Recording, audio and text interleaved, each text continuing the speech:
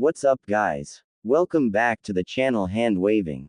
Your friend Naruto Addict 2.0 is here again with a brand new Naruto fanfic that's going to change everything. Today's fanfic is titled, What If Naruto Joined Kiri and Raised a Harem? The Banished Legend, Part 1. Banishment. Naruto was having a terrible day so far. First, he had arrived back to the Leaf Village only to find out he was banished. Secondly, he found out that since Tsunade was not sworn in yet, she couldn't help him out in any way. Thirdly, he found out that he had to leave the village by midnight, tonight.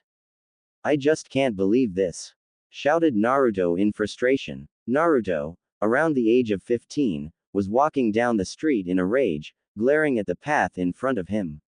He had blonde spiky hair, deep blue eyes and 3 whisker-like marks on each of his cheeks.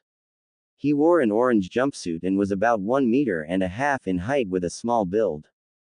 I do nothing but give my all for this village, and what does it do? Throw it in my face and kick me out. Guess it's a good thing I'm leaving, I might finally be able to get some respect, thought Naruto, as he arrived at his lopsided and rundown apartment complex, which only he inhabited. Naruto let himself in, closing the door behind him, before slumping down onto his frayed brown couch. Naruto sat there thinking about what he was going to do, before he heard a knock at his door. Who is it? Groaned Naruto. It's Kakashi, replied a voice. Sai, come in, the door is open, said Naruto despondently.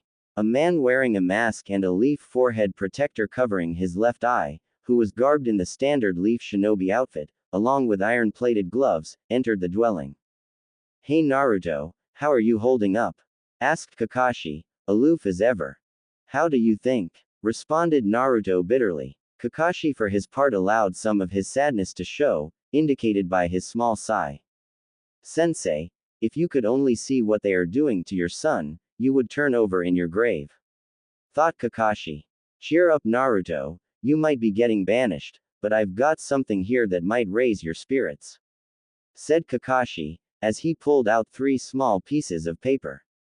Paper? Wow, said Naruto sarcastically. No, not just paper, chakra paper, said Kakashi with an eye smile.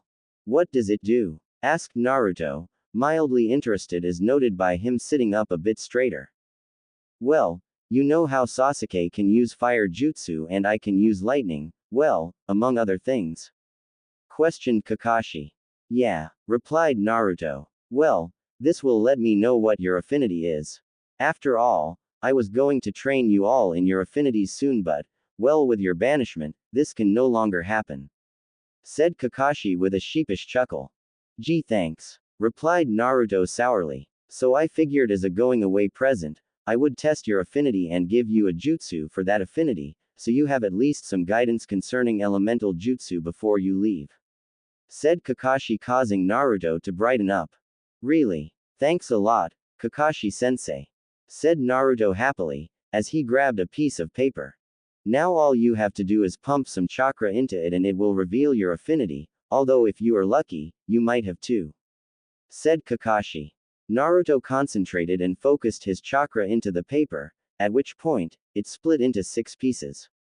1 crumbled, 1 became soaked, and another burned up in a flame. Although that surprised Kakashi, the next few shocked him. 1 turned into lava and hardened, 1 dissolved out of existence, and the last piece turned into ice. So how was that, Kakashi-sensei? Asked Naruto curiously. Naruto, you wouldn't mind doing that again, would you? Asked Kakashi, as he held out another piece of the chakra paper. Naruto just shrugged and did it again, getting the same result as before. Well? Asked Naruto. Kakashi snapped out of his stupor and looked at Naruto. Well, it would seem as though you possess 4 out of the 5 basic affinities and have 3 advanced nature bloodlines, lava release, boil release, and ice release, said Kakashi in mild awe. Wow, I'm so awesome, said Naruto. For once, I agree with you Naruto, those natures are all very impressive. With some training, you could become a real powerhouse, said Kakashi. At this Naruto's excitement deflated a little. But, if I'm being banished, who will train me? Asked Naruto in sadness. Well, I did say I would give you a jutsu for your affinities, although for the lava, ice and boil release, you will probably have to go to the mist to find someone to train you. Said Kakashi. Alright, thanks a lot, said Naruto. Oh, and Naruto, take care of yourself. I know I didn't teach you much, but I do know that you have the guts to never give up and that will take you far. Said Kakashi with an eye smile, before he used a body flicker and left Naruto to pack. Line break. Naruto was packed up and ready to leave. He had a small backpack on his back and a few scrolls attached to his pants. As he walked down the street, he remembered all the pranks he had pulled. As he passed his favorite ramen stand, he started to feel depressed knowing that he will never get to eat there again. Oh well, nothing I can do now, I'm just going to have to do my best to become the strongest. Thought Naruto, as he approached the gate. As he arrived, he saw there were 5 figures waiting for him. Jiraiya, Tsunade, Shizune, Kakashi and Iruka had all come to wish him well. Jiraiya stepped forward first and gave Naruto 3 scrolls and a book. Naruto, those scrolls contain all I know about sealing techniques as well as letter from your parents and I assume, some of their skills which made them famous. I was going to tell you about them when you reached Junin as I am your godfather, but now that you are banished, well. I guess at least now you can learn about your family. Said Jiraiya solemnly. Naruto was slightly upset, yet also happy that he found out that Jiraiya was his godfather. He understood that he had lots of important duties as a Sannin and a spymaster and therefore couldn't have been there for him when he was a child.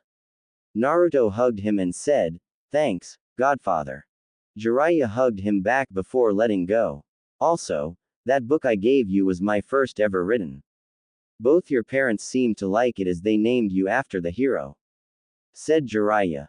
Naruto's eyes glistened with tears as he was overcome with emotion, but he didn't let a single tear fall. He nodded, as Jiraiya stepped back, and Tsunade came forward. Tsunade knelt down to Naruto's level and gave him a deep hug. I know that this village banishing you isn't fair, but all this means is that you have to become a great shinobi to show them what they missed out on. Okay, said Tsunade as she stood back up. Don't worry, I'll make sure that this village will never forget that they lost Naruto Uzumaki. Said Naruto with fire in his eyes. As Tsunade stepped back, Shizune came forward and hugged Naruto as well, and gave him a small medical kit. Iruka then came forward and hugged Naruto as well. Naruto, make sure you take care of yourself. Okay, said Iruka. Naruto nodded and smiled. Lastly, Kakashi came forward with 4 scrolls. Well, I did say I would give you a jutsu for each of your affinities, but understandably, I have no lava, ice or boil jutsus. Instead, I've got a wind, fire, water and earth technique for you. Wind style. Great breakthrough, fire style, fireball jutsu, water style, water wall and earth style, hidden mole jutsu. The first 2 are offensive and if you combine them together with your clones, will be very hard to stop. The other 2 are for defensive purposes. Said Kakashi as he handed them over. Thanks Kakashi-sensei, said Naruto. Naruto put the scrolls in his backpack and with a final wave, walked towards the gate and out of the village. There goes the truest inheritor of the will of fire. Said Iruka. You're right, and this village can't even see it, stupid fools. Said Jiraiya, before he walked away. Line break. In an underground base. Line break. Well, Lord Danzo, when shall we make our move on the Kyuubi Jinchuriki? Asked a masked individual wearing what appeared to be the standard Anbu uniform. The only difference was the mask was plain white, with no decorations or symbols. Soon. First we must let it get a decent distance away from the leaf so as to not draw suspicion to ourselves or the Jinchuriki. Said Danzo. Danzo appeared to be a frail, old man. He had black, shaggy hair, and his right eye was bandaged. Danzo also had an X-shaped scar on his chin. He wore a white shirt, with a black robe over the top of it covering his feet, to just over his right shoulder. Despite his decrepit appearance, Danzo was anything but weak, having orchestrated Naruto's expulsion from the village with ease, and it was almost time for him to strike. Line break. Naruto had trudged through almost a kilometer of grassland before he decided to take a break. He sat down and pulled out a scroll which had the word, "Father," written on it. Naruto tried to open the scroll, but it wouldn't budge. "What the hell, pervy sage?" shouted Naruto in anger, which quickly turned to a wince when he cut his hand on a low-hanging tree branch. Naruto cradled his hand as a drop of blood fell onto the scroll. Fortunately, as he was angry, he was subconsciously channeling chakra, so it opened. Guess I need to use my blood to open these scrolls, thought Naruto, as he started reading. Dear Naruto, Naruto, I am your father, Minato Namikaze, the fourth Hokage. First off, I am truly sorry for sealing the fox inside you. I can only hope the village sees you as the hero I wanted you to be seen as. However, I am also the Hokage and not entirely naive. If you were treated badly, I am sorry and only hope you don't blame the villagers.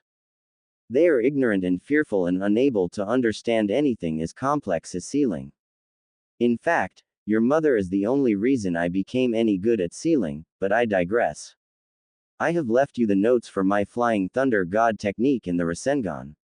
I hope that Jiraiya has taught you the Rasengan by now. My ultimate goal was to merge an element with it, so now I leave that task up to you, son. Know that no matter what, I will always be proud of you. Even if you decide to turn on the leaf, I won't blame you. Although as Hokage I would be against it, as your father I would understand. Sincerely, Minato Namikaze, the fourth Hokage. Naruto was quite surprised his father was the fourth Hokage, but honestly, it made a lot of sense to Naruto, as why would a random child be trusted with such great power? He then quickly searched for the other scroll which had the word, "Mother," written on it. He then bit his thumb and swiped it over the word mother and pushed chakra into the scroll with his bloody hand, causing it to open. Dear Naruto, hey son, it's your mum. Oh, wait, you probably got that from the scroll. Anyway, my name is Kushina Uzumaki. I hope you didn't suffer too much in your life, because unlike your father, I know people won't accept you and will fear you, seeing as how I was the second host of the Fox and saw how the few who knew and weren't my friends acted towards me. If you turn against the village I won't blame you, they probably deserved it. Anyway, I left you some of my unique Uzumaki sealing techniques that both your father and Jiraiya would die to have. I have also entrusted you with all of my sealing knowledge, being the last of the Uzumaki clan. Sorry that you were stuck with such a burden, and even if your father is an idiot, I hope in time you can come to forgive us. Love, Kushina Uzumaki. Naruto was crying slightly as he now knew who his parents were and that they loved him. Naruto saw it was getting late and decided to camp there for the night. He then pulled out the 4 scrolls Kakashi gave him and made 3 clones. He handed them the fire, water and earth scrolls and took the wind scroll himself. Okay, you guys read through this and tell me what it says to do when you're done, ordered Naruto. You got it, boss, said the 3 in unison. After an hour of reading, all had finished reading their respective scrolls. Okay, give me the basics of it, said Naruto. The one who read the water scroll went to speak before the one who read the fire one interrupted. Well, it says here you have to do a special exercise to be able to mold fire-natured chakra, said the clone. I was also going to say that about water-natured chakra before I was cut off, said the other clone, as it glared at the clone which had just spoken. Naruto just watched as 2 of his clones glared at the other before the clone which read the earth scroll pushed them both. Both fell forward, jabbing themselves into a low-hanging tree branch and dispelled, causing the clone and the original Naruto to stagger from an information overload. Whoa, did you just feel all that? Asked the last clone. Yeah, dispel yourself, ordered the original. The clone dispelled and Naruto was hit with another burst of information. Naruto then gave a face-splitting grin and used his signature jutsu.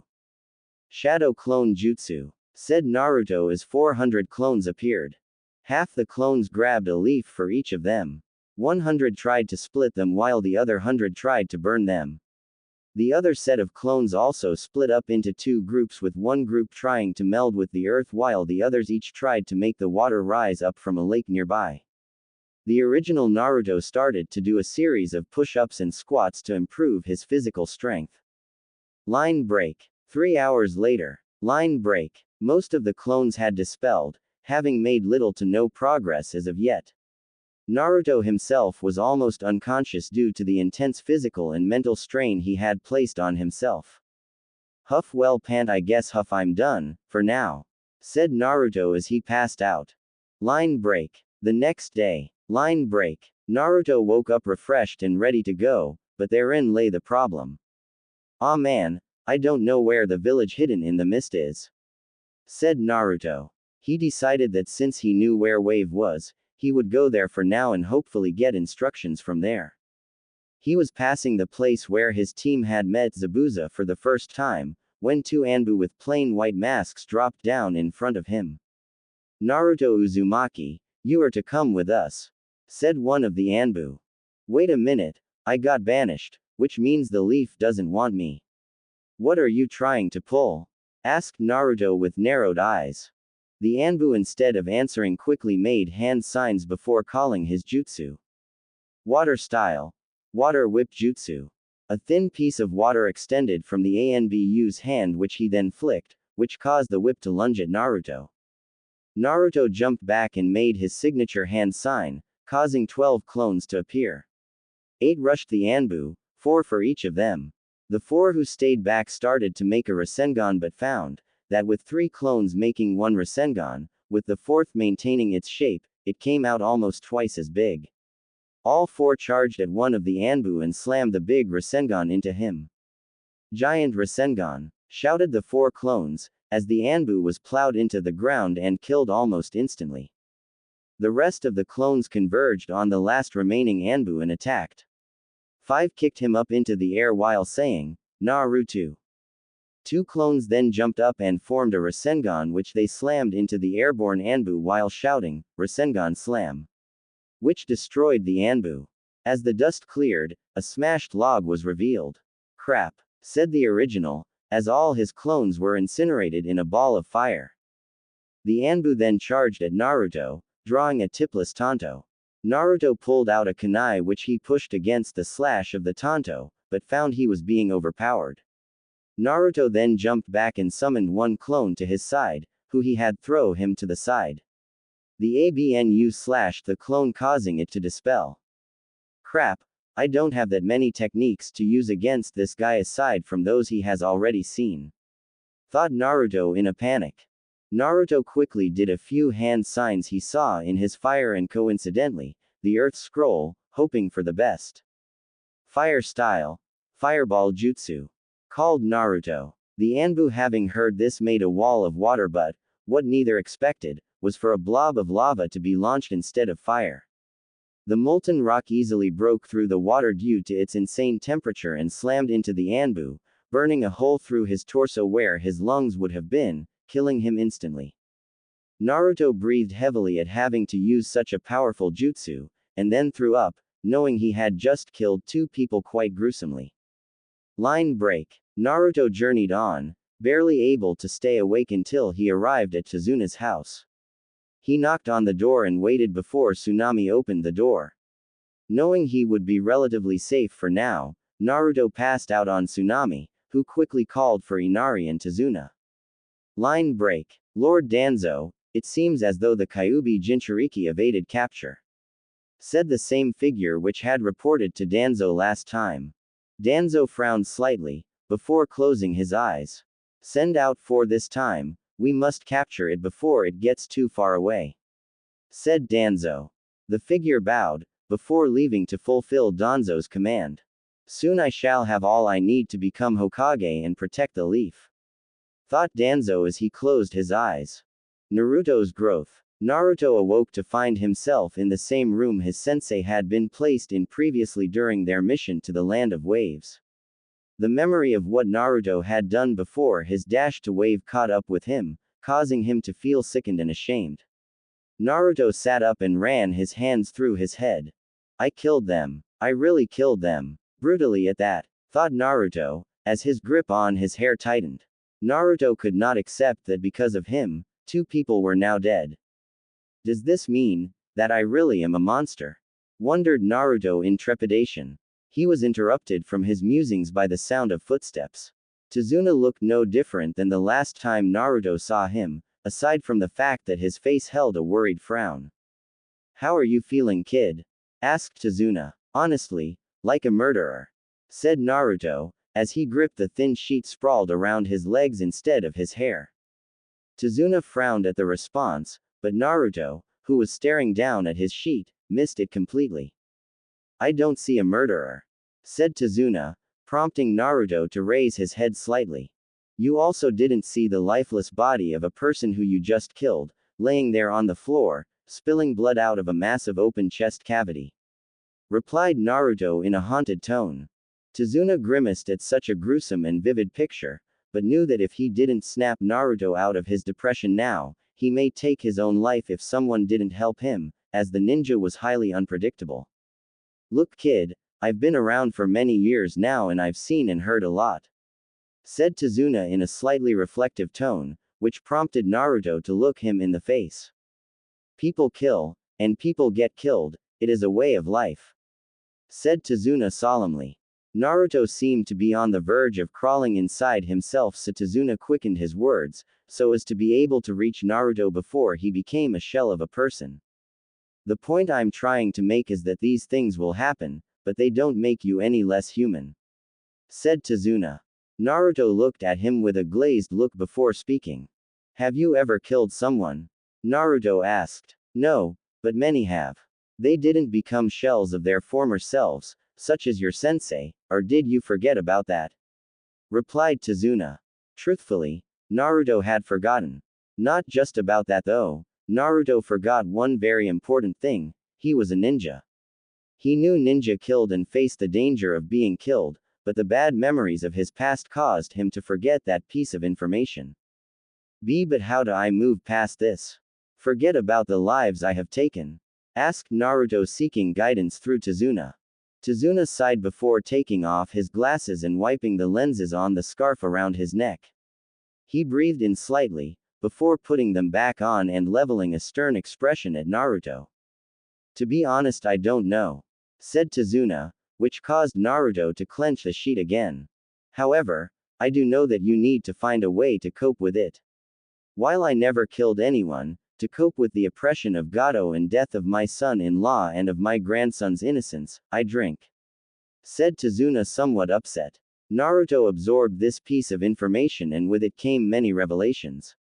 Tsunade's drinking, Jiraiya's peeping, Kakashi and his porn, Asuma's smoking, Sasuke's obsession with revenge. Actually, that last one probably didn't apply, as Sasuke was like that before killing anyone. Naruto looked up and realized he had been thinking for a while now, while Tazuna has simply waited for a reaction. Thanks, Tazuna, said Naruto, with a small, yet genuine smile. So brat, you never said what you were doing here, stated Tazuna. Hehe, guess you're right, said Naruto, as he scratched his head sheepishly. Well, asked Tazuna with a raised eyebrow. Whatever Tazuna was expecting, he certainly didn't expect what Naruto was going to say next. Oh, I got banished, said Naruto sadly. What? Shouted Tazuna in shock and surprise. Yeah, I was heading to the village hidden in the mist before I was attacked.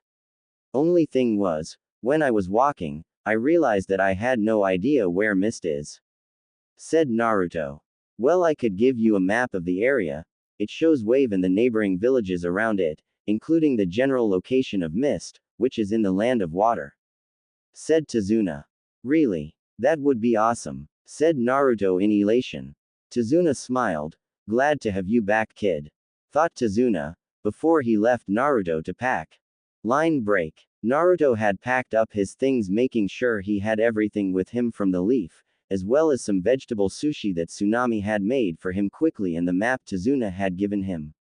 Naruto was heading west to the edge of Wave through a forest which had barely any light getting through the canopy, as the trees were so clustered together.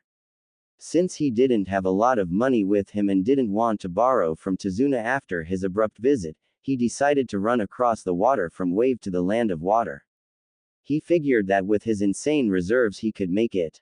Wow, said Naruto in awe, as emerged at a clearing. He looked upon a vast ocean glittering in the sunlight. There was not a lot of separation between the forest and the ocean, only having 1 meter of sand between them. Naruto sat down and quickly pulled out 2 vegetable sushi which he ate at a sedate pace, while admiring the beauty of nature. As he finished them, he stood up and dusted his hands, letting the crumbs fall to the ground. He tightened his backpack and made sure all his scrolls were firmly affixed to his waist. Well, here goes, thought Naruto as he started channeling chakra to his feet. He took a step onto the water, before looking behind him. Guess I won't be seeing land for a while, thought Naruto, before he turned around and started running on the water towards the land of water. Line break. Naruto ran for hours until the majesty of nature he observed before his run became an endless expanse of blue nothingness. How far is it? Thought Naruto in boredom. Through his boredom, however, he never noticed the 3-meter wave approaching him from the left until it was right above him. Ah, foo, Naruto started to say, before the wave hit him and knocked him out. Line break. It could have been seconds, or even days, as Naruto had no idea how long he was knocked out for. All he knew when he woke up was that he reached land. Woohoo, land! Exclaimed Naruto, as he stood up and pumped his fist. Naruto started to run forward, believing he had arrived at the land of water, but slowly realized something. Wait a minute, if this is the land of water, why is everything in ruins? Said Naruto aloud. In fact, ruins was putting it mildly. What remained of the buildings was cracked and broken, with most having been leveled to their very foundations. Not a single tree of the few present were standing, and many of the boulders around were smashed with deep gouges in them. Man, it looks like a war zone here, said Naruto, as he walked through the destruction. The further in Naruto walked, the worse the scenery looked until he arrived at a completely barren area with deep gouges going through the ground. Unbeknownst to Naruto, had he looked at the ground from a higher vantage point, he would have seen the very same symbol on his back gouged into the ground. Well, might as well eat something, said Naruto as he sat down. He pulled out an apple from his bag and a kunai from the pouch on his leg and started peeling the apple.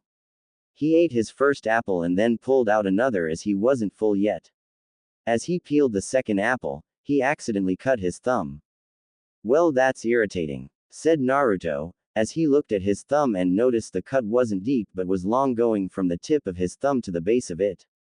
Naruto flicked his hand to get rid of the blood while some landed on a gouge in the land. Naruto stood up and shouldered his backpack, while quickly devouring the apple. Well, I guess I should, began Naruto, before he felt dizzy and disoriented for a minute. Go, finished Naruto, as he blinked in confusion. Instead of seeing the barren wasteland he had just been sitting on, he now stood in front of a broken steel gate. The gate encircled what Naruto found reminiscent of the village hidden in the leaves. The buildings looked abandoned but seemed to be in relatively good shape. Naruto walked past the gate and around the buildings. For some reason, he felt drawn to the central building, which reminded him of the Hokage Tower. The front door of the tower was made from silver and had 2 red whirlpools carved into where doorknobs would have normally been. Wonder if this works the same way as the scrolls one got, said Naruto, as he bit his thumb and wiped it across both swirls, while pushing chakra through his thumb. The door opened inwards, allowing Naruto to see that the inside of the tower was relatively untouched. The wooden floor was painted a dark orange in color, the walls were red, and the ceiling was bright yellow. There was a small desk in the center of the room with a small lamp on it and 2 staircases on the side behind it, one to the left and one to the right. Naruto walked up the staircase to the right and passed 3 levels, before reaching the top of the tower. He saw a swirl on the center of the only door on the 4th level. Naruto once again bit his thumb and swiped it across the swirl while channeling chakra. The door opened and Naruto walked in. As he took his first step in, he felt a shiver run through his spine. He then instinctually jumped forward as a golem dropped down right where he had been standing previously. The golem was rather simple, with a circular torso and head, with a single eye in the middle of its forehead, 2 arms, and 2 legs which were left uncovered. In its right hand it held a sword, and in its left a scroll. Naruto stared at the golem and the golem stared back at him, before putting the scroll it was holding down in front of it. Naruto cautiously approached the scroll and grasped it. He unfurled it and looked at it. The golem then shattered and turned into dust. That was weird, thought Naruto, as he started to read the scroll. The only thing in the scroll was a map of the room with a wall circled. Naruto walked over to the wall where the circled section should have been, and saw a bookcase. He stood next to the bookcase and slowly pushed it away. After he moved the bookcase out of the way, he saw a swirl on the wall. By now, he knew exactly what to do and bit his thumb to draw blood once again. Man, I'm going to lose so much blood if this is the only way to get around, thought Naruto, as he swiped his hand across the wall. The wall rose and revealed a small space large enough to hold a small child. Inside the space was a rather long scroll. It was about as thick as the heaven scroll he had in the Chunin exams but was almost 2 meters long. Naruto carefully removed it, before opening it up on the floor. It looked like the scroll Jiraiya had Naruto signed to summon the toads. Naruto followed the same procedure he did last time, but unlike last time, after he signed his name, he felt his legs burn, before he closed his eyes and screamed in pain. Line break. When Naruto opened his eyes, he found himself on a largely uninhabited island which was surrounded by mountains. At the center of the area was a small bubbling pit reaching almost 10 meters in diameter. Naruto had no idea what happened to him and wandered closer to the pit, hoping to get some clue as to where he was.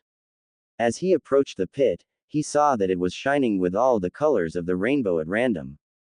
Wow, that's so cool, said Naruto in awe. As he finished speaking, a snout broke the surface of the water. Naruto jumped back and drew a kunai. The snout was followed by an eye, then a head, before the body of a dragon burst from the pit. The scales and eyes of the dragon glittered in a rainbow of colors. It had 2 spines on the back of its head which were a meter in length. It possessed smaller scales down its back and head while its tail had none. Its tail was 4 meters in length which combined with the 6 meters of its body gave the 10-meter dragon a rather imposing presence. Its underbelly didn't show as many colors as the rest of its body and seemed to resemble the daytime sky, as it was a pale blue, with white and yellow flecks running through it. Its eyes were slitted, and its 30-centimeter white teeth were shining brightly which eerily reminded Naruto of Lee. The dragon came forward, flapping his wings, which allowed Naruto to see its wingspan was 5 meters wide with a meter-length spine on the top of each wing. Naruto backed up while the dragon came forward and landed in front of Naruto, before looked at him with a piercing gaze. "Child, do you know where you are?" inquired the dragon in a deep baritone. Naruto was startled that it spoke and dropped his kunai in surprise. "Well, no," said Naruto abashed. "Well, you are in the summoning realm of the dragons. Based on your lack of knowledge of where you are, I assume the Uzumaki clan is gone," said the dragon. "Yeah, I can't be sure, but I think I am the last one as I have never seen another Uzumaki before," said Naruto. The dragon closed its eyes in what Naruto perceived to be thought. After some time, the dragon came up with an idea and brought its tail forward before touching Naruto's forehead. Naruto was instantly bombarded with memories which were not his own. Naruto saw some red-headed people riding on dragons while making rapid brush strokes on paper. He saw different colored dragons, some being emerald in color, while others sparkled like diamonds. He saw many other memories, some of red-headed people using strange weapons, while others used a wide variety of jutsus, some similar to the lava ball he used against the Anbu, ice spears similar to the ones Haku could use, while others used a mist which literally dissolved the flesh and bones of invaders. "Whoa," said Naruto, as the dragon removed his tail from Naruto's head. "Yes, whoa indeed. What you just saw were the deeds of your ancestors and my fellow dragon brethren. You will notice that not all looked as I do, as there are 7 distinct types of dragons. Dragons such as me are capable of utilizing wind and ice techniques. Other dragons can use other techniques, but I believe they should tell you about their techniques themselves. Said the dragon as Naruto recovered. Oh, by the way, my name is Naruto Uzumaki. Said Naruto, as he stuck his hand out to shake. Oparu. Said the dragon as it brought forward an appendage, with 4 claws jutting over what appeared to be fingers, to shake Naruto's hand, easily dwarfing it. So can you teach me about how to use wind and ice techniques? Asked Naruto. Oparu nodded, before motioning Naruto towards the lake. To start with, you need to freeze that lake for ice and split it for wind. Best you get started now. Said Oparu. Naruto walked over to the lake and made his signature hand sign, causing 50 clones to appear. Let's do it, said Naruto, before he and his clones proceeded to try and freeze and split the lake. He has lots of potential, thought Oparu, as he watched Naruto. Line break. 3 months later, in the Leaf Village. Line break. What do you mean you don't know where he is? Shouted Tsunade at Jiraiya, who was looking at her solemnly from his seat on the windowsill. Exactly what it sounds like, Tsunade. After leaving Wave, neither my spies nor I have spotted him anywhere. It is almost as if he vanished into thin air, said Jiraiya, truly perplexed. Tsunade sighed, before crossing her hands in front of her face and placing her chin on them. Alright Jiraiya, as much as it pains me, forget about Naruto for now. However, as soon as he resurfaces, I want to be the first to know. Said Tsunade, clearly upset.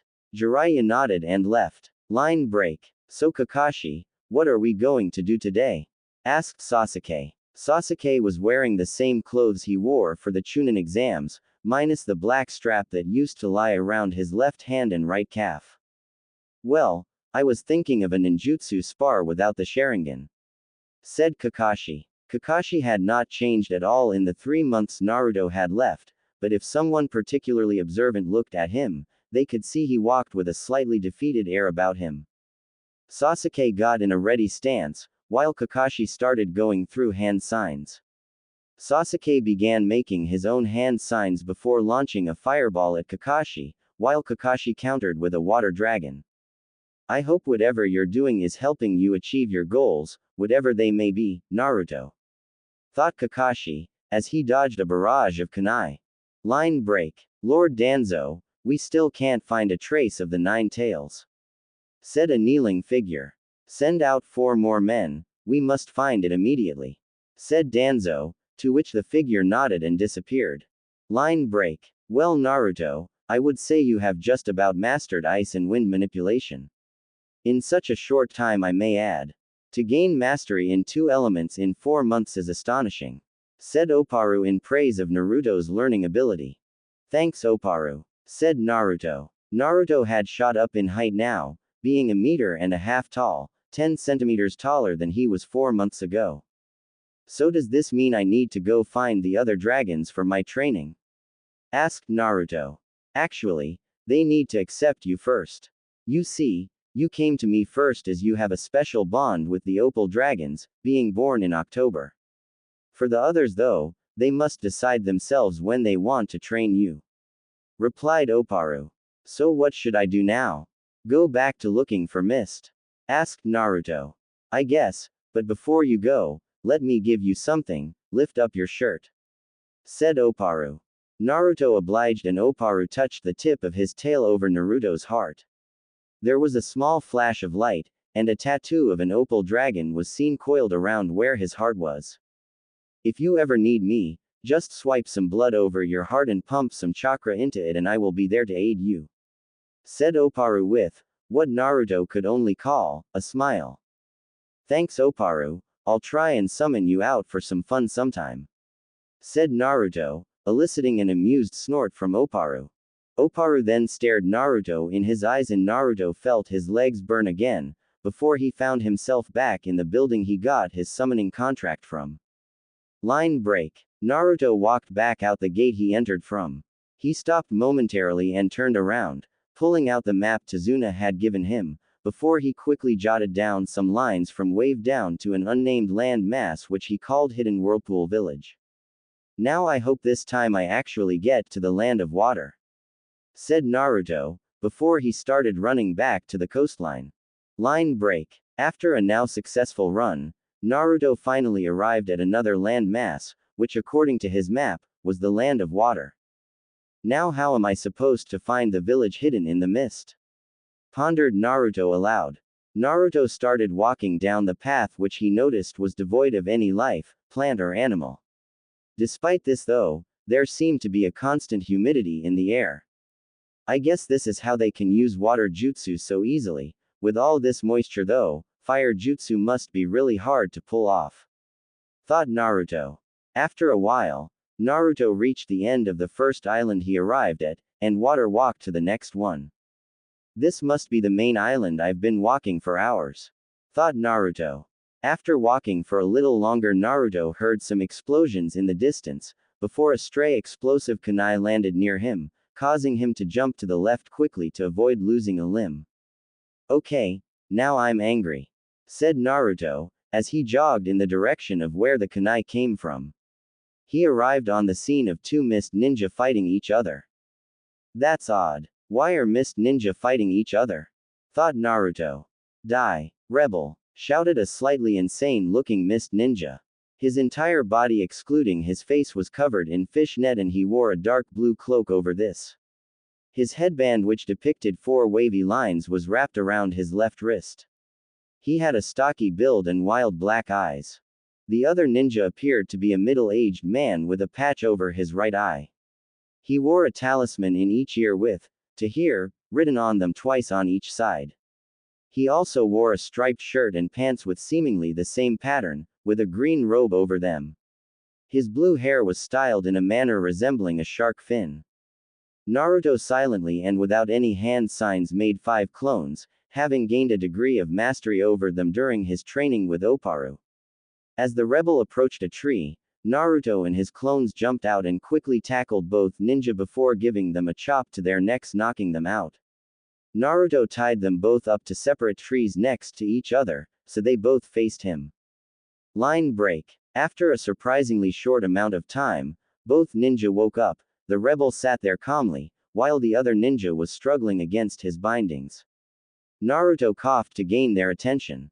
"Untie me now," shouted the mist ninja who looked positively unhinged now. You seem to be the most rational one at the moment. Tell me, why are 2 mist ninja fighting each other? Ordered Naruto, as he pointed at the blue-haired man. Given your headband, I assume you are from the Leaf, said the man. Banished, but go on, said Naruto, eliciting a raised eyebrow from the man. Well, there is a civil war in Mist between bloodline wielders such as myself and loyalists which think all bloodlines are a plague, said the ninja, giving a pointed look to the man next to him. Well, that throws a wrench into my plans of getting someone to train me in boil and lava release, muttered Naruto, causing both of them to look at him incredulously. More bloodline scum, spat the insane ninja. Our leader possesses boil and lava release. If you release me, I may be able to convince our leader to train you, if you help us out, propositioned the green-clad ninja. Naruto thought it over and figured it was a fairly reasonable offer. Okay, said Naruto, as he threw a kunai cutting the ninja's ropes. My name is Ao, said the green-clad ninja. Naruto Uzumaki, nodded Naruto, prompting a raised eyebrow and a look of deep thought to encompass Ao's face. Scum, you will all die, shouted the remaining mist ninja. So what do we do with him? Asked Naruto. Well, we could kill him, or bring him back for interrogation to our camp, suggested Ao. Okay, said Naruto as he put his hand out and engulfed the man in a block of ice. The man gave a strangled gasp, before being frozen in ice. Ao coughed, prompting Naruto to look at him. Ao pointed at the block with a raised eyebrow. Oh, did I forget to mention I have ice release too and have full mastery over it? Asked Naruto. Ao nodded. Huh, so I did, said Naruto, who unraveled a scroll he had just pulled out and used a basic sealing technique he learned during his training with Oparu, from his mother's letter, to cause the ninja to disappear into the scroll. He then gestured for Ao to lead the way. Back in my day, people didn't unnecessarily flaunt their powers, thought Ao. Line break. After traversing through the misty area for an hour or so, they arrived at a clearing. Please close your eyes for a second, Uzumaki, said Ao. Naruto obliged but kept his awareness of the environment on high alert. Ao made a few hand signs, before pressing a specific area in the air near his head. As he did this, a genjutsu was released. You can open your eyes now, Uzumaki, said Ao. Naruto obliged and looked around, seeing a new area devoid of mist and heavily entrenched with trees, with a small stream going through them in a zigzagging pattern. Ao started to walk, following the path of the stream while Naruto followed. After some time, they reached a clearing full of activity. The expanse of land was mostly sand, with a small section covered in grass. The grassy area had 10 stumps driven into the ground which were being pounded away at by 10 mist ninja. There were many ninja sharpening weapons, almost as though they were about to go to war very soon. There were also a few ninja carrying around boxes, no doubt filled with shuriken and kunai, to a tent. All wore similar clothing, including the grayish-purple mist flak jacket, dark blue sandals, dark black pants and forehead protectors, with the symbol of the mist village. All in all, Naruto counted about 300 ninja. Some of the ninja nodded to Ao and didn't question why he was with a stranger, leading Naruto to believe that Ao was some high up in rank. Surprising, since he was stuck fighting with one ninja who wasn't all that strong, thought Naruto. Ao and Naruto arrived at another tent than the one where the boxes were being taken. This tent was also more elegant and was a deep blue instead of the standard gray. A word of caution before you meet the leader of our rebellion. Do not mention anything remotely close to marriage or age. It won't end well, trust me, said Ao with a shiver. Naruto raised an eyebrow, but was otherwise unfazed. Ao walked into the tent while Naruto waited outside. There was a lot of muffled whispering before Ao stuck his head outside and gestured for Naruto to come in. Naruto obliged and took his first glance at the leader of the rebels. Line break. In the Leaf Village. Line break. Jiraiya was rushing to the Hokage Tower. Earlier in the day he had been relaxing in a quaint town just outside the Leaf Village, when one of his spies had told him Naruto had been sighted near the Land of Water.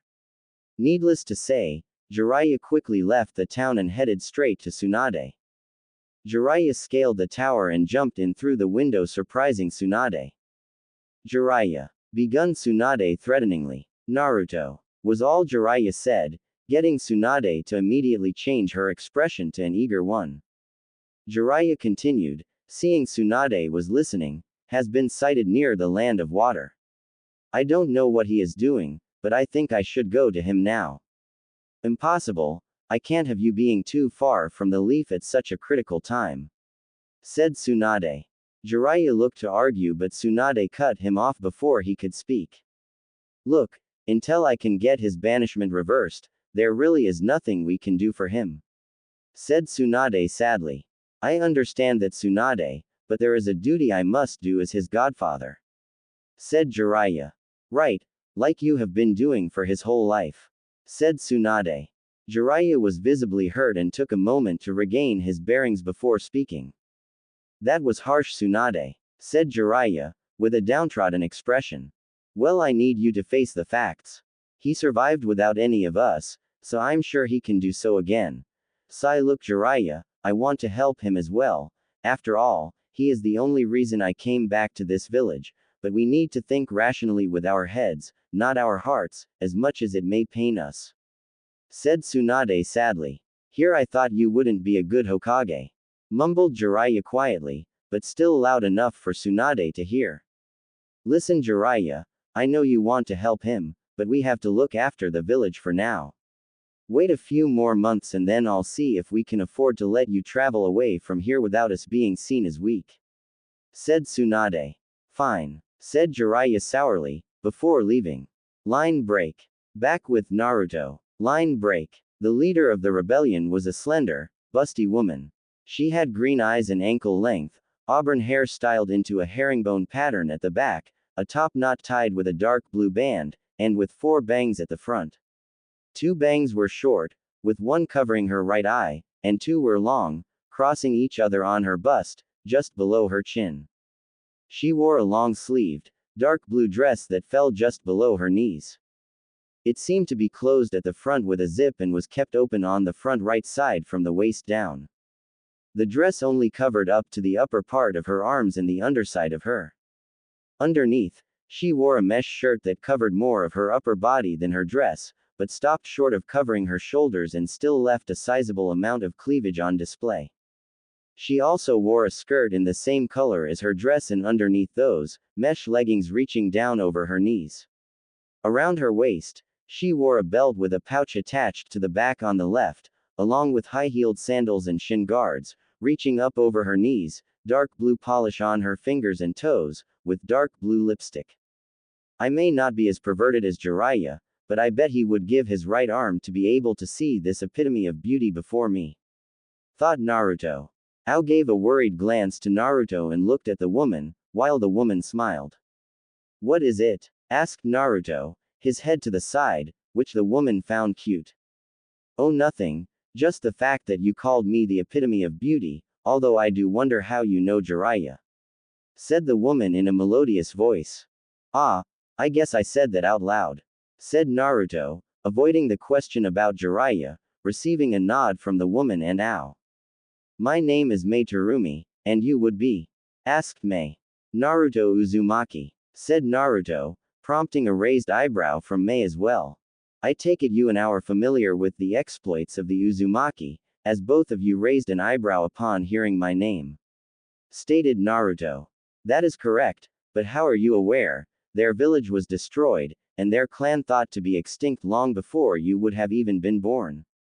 Inquired Mei. That's my secret for now.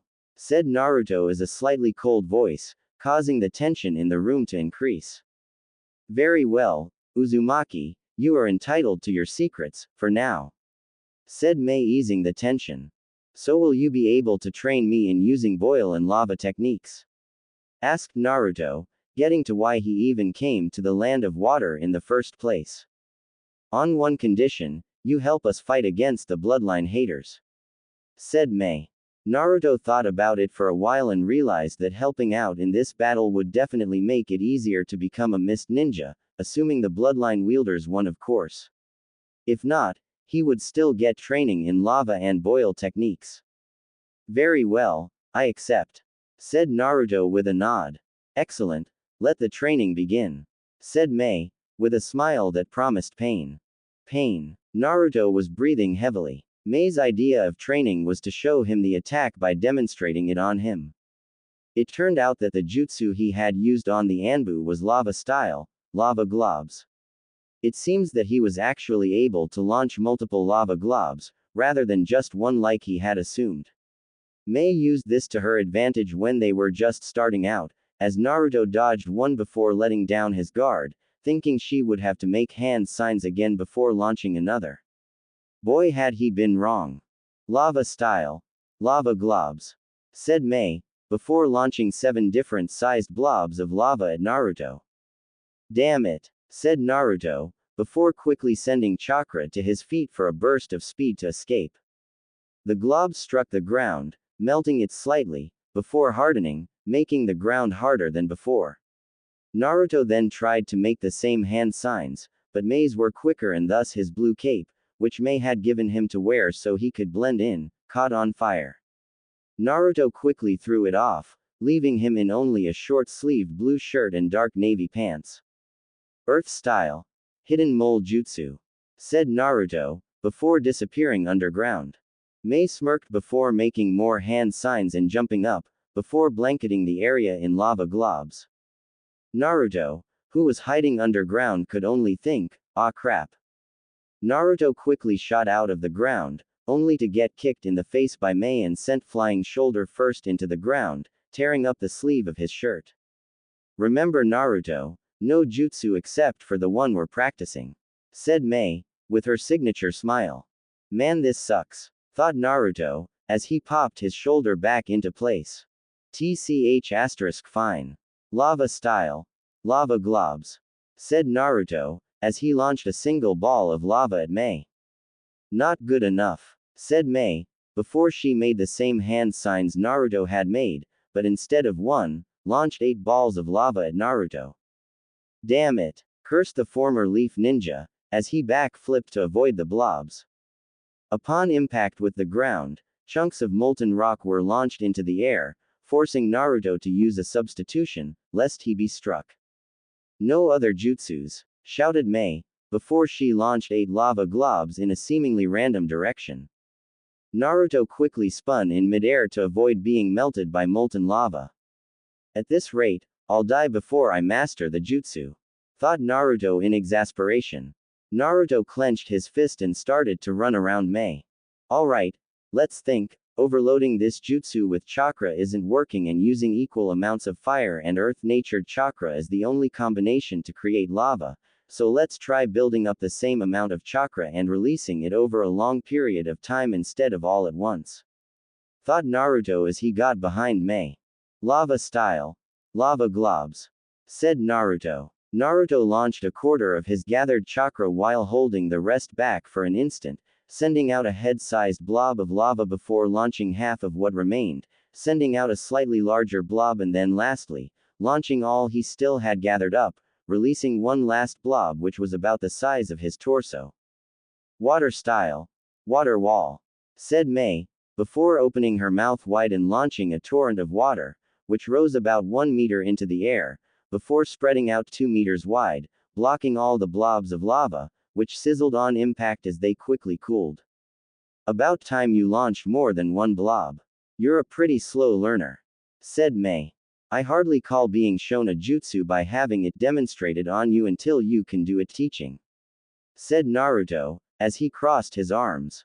Well, in any case, it worked. Although you still need to work on it, as you should eventually be able to launch 4 at least. Shrugged Mei nonchalantly. The blonde simply huffed and looked away. Mei started walking and Naruto followed after a while. She led him back to their main base so they could prepare for one of their assaults. Line break. Naruto and Ao hid behind a small outcrop of rocks overlooking a camp of Yaguras. The area was largely dominated by pale beige tents. Ready, Naruto? Asked Ao. Sure. This'll be easy, said Naruto, while inwardly questioning whether he would be able to do what he had to. Line break. Flashback. Line break. So Ao, you and Naruto will take out Yagura's most eastern camp. Any ideas, considering the camp holds about 50 men? Asked Mei. Well, I can make an indiscriminate number of clones, so I don't think numbers will be an issue, said Naruto vaguely, not wishing to divulge all his secrets. Well, Ao, asked the brunette, I believe I could make water clones to help Naruto track down Yagura's men, as well as any prisoners, said Ao vaguely as well, not mentioning his Byakugan to a potential enemy. Line break. End flashback. Line break. Am I really going to be able to kill 50 men? Pondered the blonde. Alright, there are 10 tents, so I'll make 10 water clones. With each clone, send 5 of your clones, stated Ao sternly. Naruto quickly crossed his fingers and made 50 clones, thankful that it was dark so Ao couldn't see his hand movements. When the clones appeared, Ao's uncovered eye widened. Each clone has an equal amount of chakra. This is very different to the water clone jutsu, thought Ao, trying to remember where he had seen a similar clone jutsu. Move out, said Ao, as all the clones quickly proceeded to the tents. Now let's go scope out the perimeter to make sure no one is hiding, said Ao, to which Naruto nodded. Line break. The first group of clones came upon a tent which housed 5 ninja. They quickly proceeded to end their lives. The Naruto clones did so by using ice manipulation and froze all the water in the bodies of the soon-to-be dead ninja, causing their internal organs to burst, killing them instantly.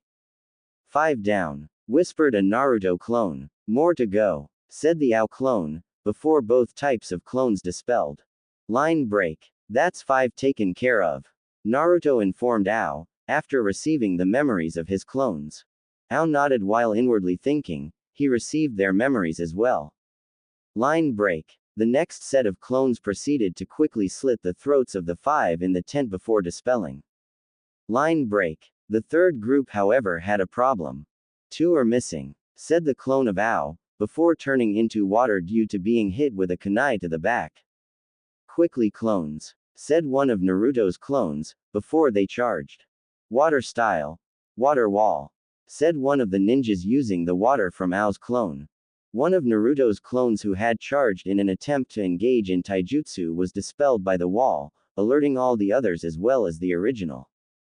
Alright, no more messing around, ice style, 1,000 needles of death, said all 4 of the remaining clones, while slamming their feet on the ground, causing the water on the ground to shoot up in a manner similar to what Haku had employed. The water now floating in the air sharpened into needles, but unlike Haku's jutsu, they hardened and turned into ice. The clones all jumped back and the 2 ninja were skewered. Mistake corrected, said the main clone, before they all dispelled. Line break. That's 15 now. Although the third group had a problem, 2 were awake, we need to proceed more carefully, there might be more awake, said Naruto. Very well, said Ao, before he discreetly activated his hidden Byakugan. It seems there is one other ninja not in a tent, high Junin chakra levels, best we take out all other ninja to avoid interference, said Ao. Alright, I'll take out the ninja not in a tent, you make sure no one escapes from this camp, said Naruto. Ao hesitated for a moment, before nodding slightly.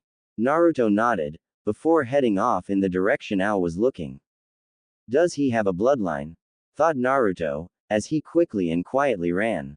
I need to be more careful, he might catch on to my Byakugan considering he is from the leaf, thought Ao, before heading off in the opposite direction to ensure there were no survivors. Naruto slowed his run to a walk, before stopping cold. About 5 meters from his position, he could just barely make out the silhouette of a person. The figure was wearing a black short-sleeved shirt and dark blue pants which flared out before tightening around the ankles. The figure had a medium-sized bust indicating that the person was a female and had long dark purple hair which reached to the middle of her back. She was easily taller than Naruto and had long legs which led to a perfectly heart-shaped posterior. She had pale fair skin, no doubt a result from being in a village shrouded in mist. All in all, she was a rather beautiful woman. As Naruto approached, she opened her eyes and stared intently at him, with a pair of dark blue eyes which unnerved Naruto. As he approached, he was able to make out her face, it was rather pale and didn't have a single wrinkle. Her face was rather thin, making her cheekbones more pronounced, as well as her small nose and chin. You hold a bloodline, don't you, scum?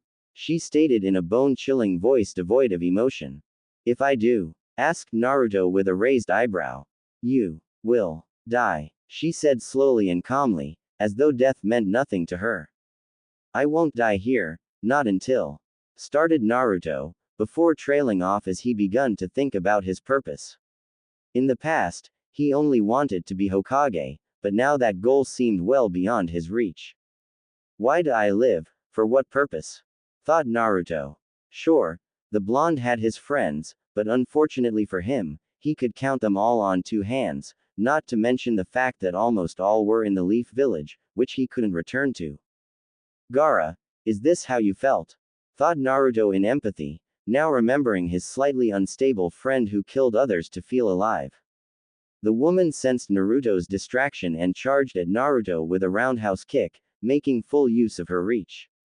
Naruto blocked and used her momentum to swing her around and launch her back in the direction she charged from. I am no longer able to protect my friends in the leaf and I'm sure Gaara can take care of himself now that his siblings are no longer afraid of him, thought the whiskered blonde, as he dodged an elbow, before retaliating with an uppercut and super kick, launching his foe backwards.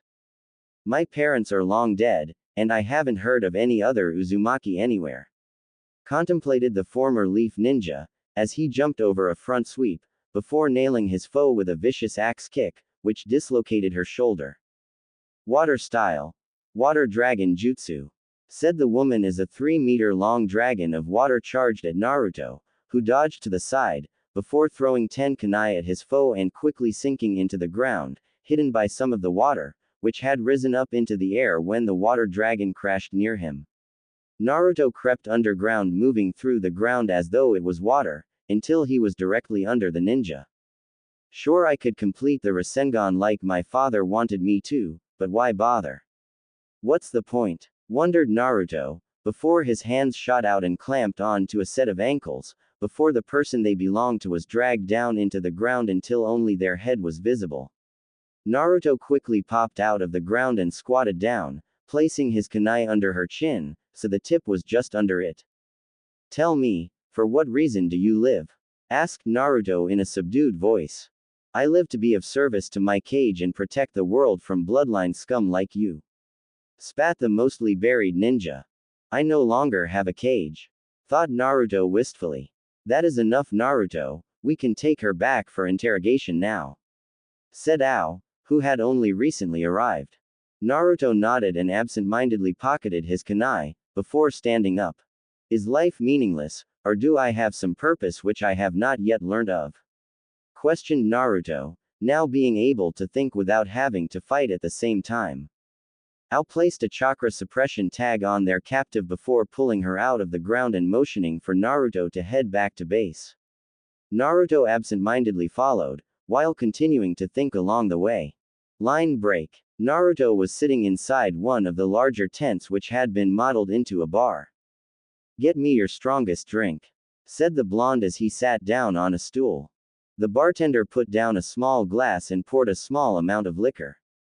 Naruto blinked repeatedly, before leveling a suspicious glare at the bartender, almost expecting him to laugh and reveal he had been playing a prank on him. However, when he met Naruto's gaze impassively, Naruto shrugged before downing the contents of the tiny glass. Naruto's throat burned for a second and felt slightly dizzy, before he felt the liquor being purged from his system. Naruto sighed inwardly, while cursing the fox for making it impossible for him to become intoxicated, before paying the bartender and walking out of the tent. Damn, there is nothing to do around here, complained Naruto as he walked around, noticing that aside from training or drinking, there was nothing for him to do. Wish I had another book, hell, I'd even settle for what the old perv calls literature. Thought the former leaf ninja, as he continued walking. Eventually, he found himself back at the main tent, which was right next to his opposite maze. Naruto hesitated for a second, before deciding to visit Mei, reasoning that she didn't have much to do either.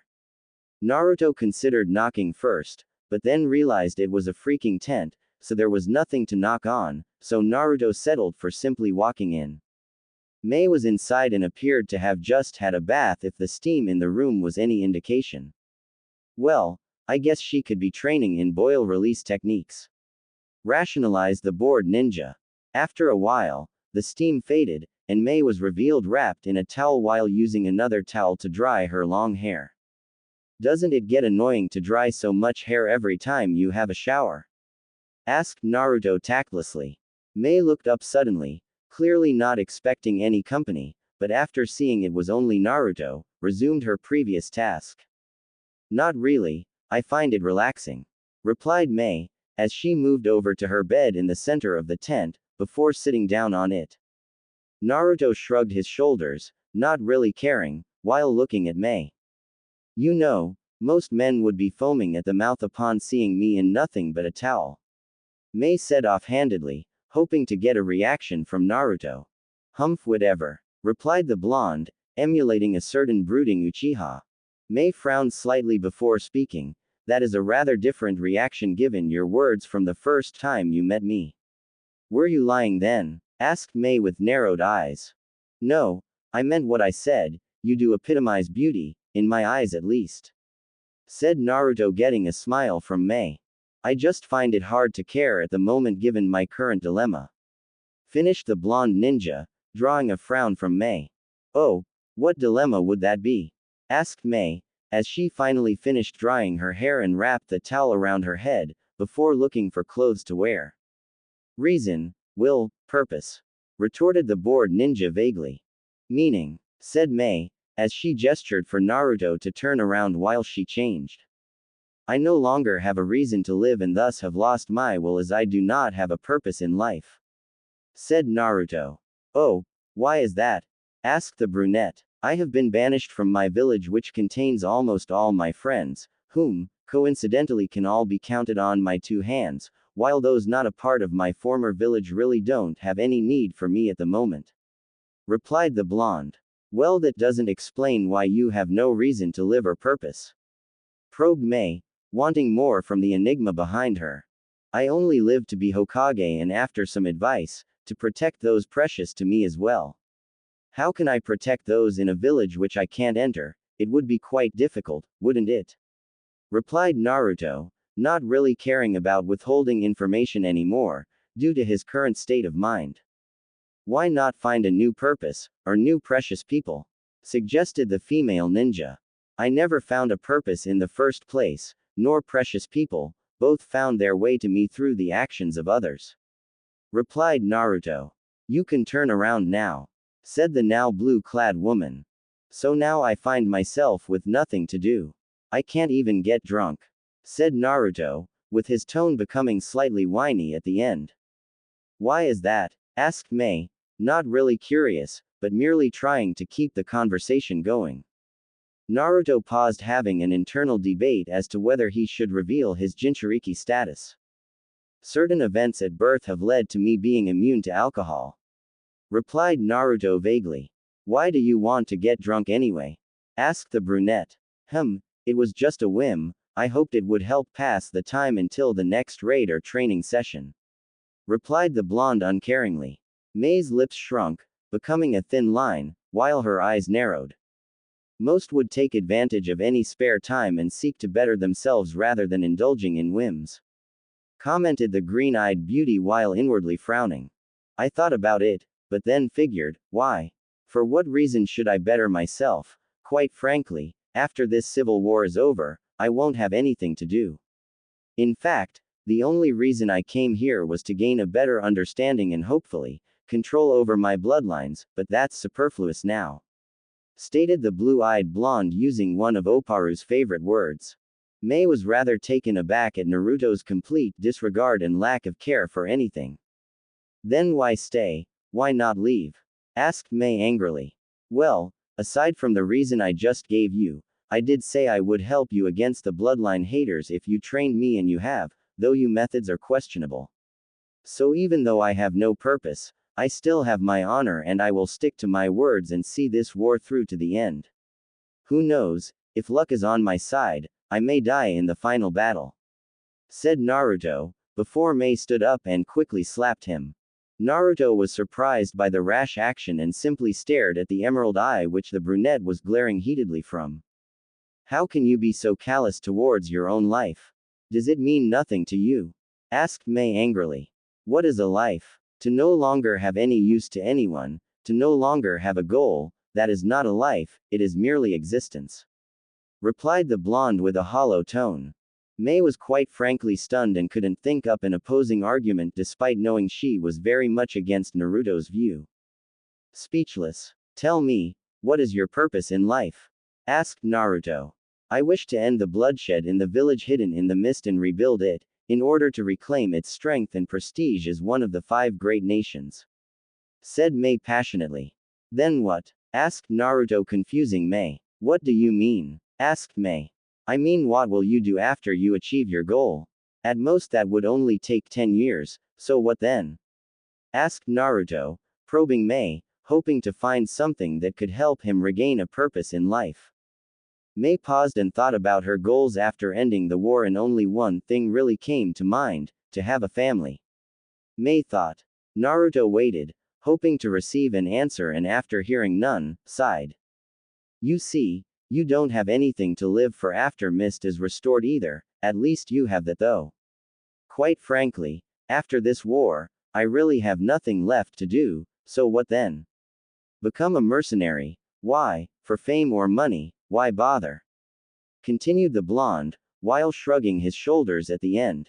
In any case, I'll go now, since I'm sure you have better things to do. Said Naruto, before he left May's tent for his own to sleep, leaving behind an angry and confused brunette. Line break. In the village hidden in the leaves. Line break. What? Sasuke has left the village. Shouted Tsunade, towards a despondent Sakura. Yes, Lady Hokage, he left last night. I don't know why he would leave. Said Sakura on the brink of tears. Damn it. Anbu, get me Shikamaru Nara immediately. Ordered Tsunade, as an Anbu appeared in front of her and bowed, before vanishing. Sakura, you can go now.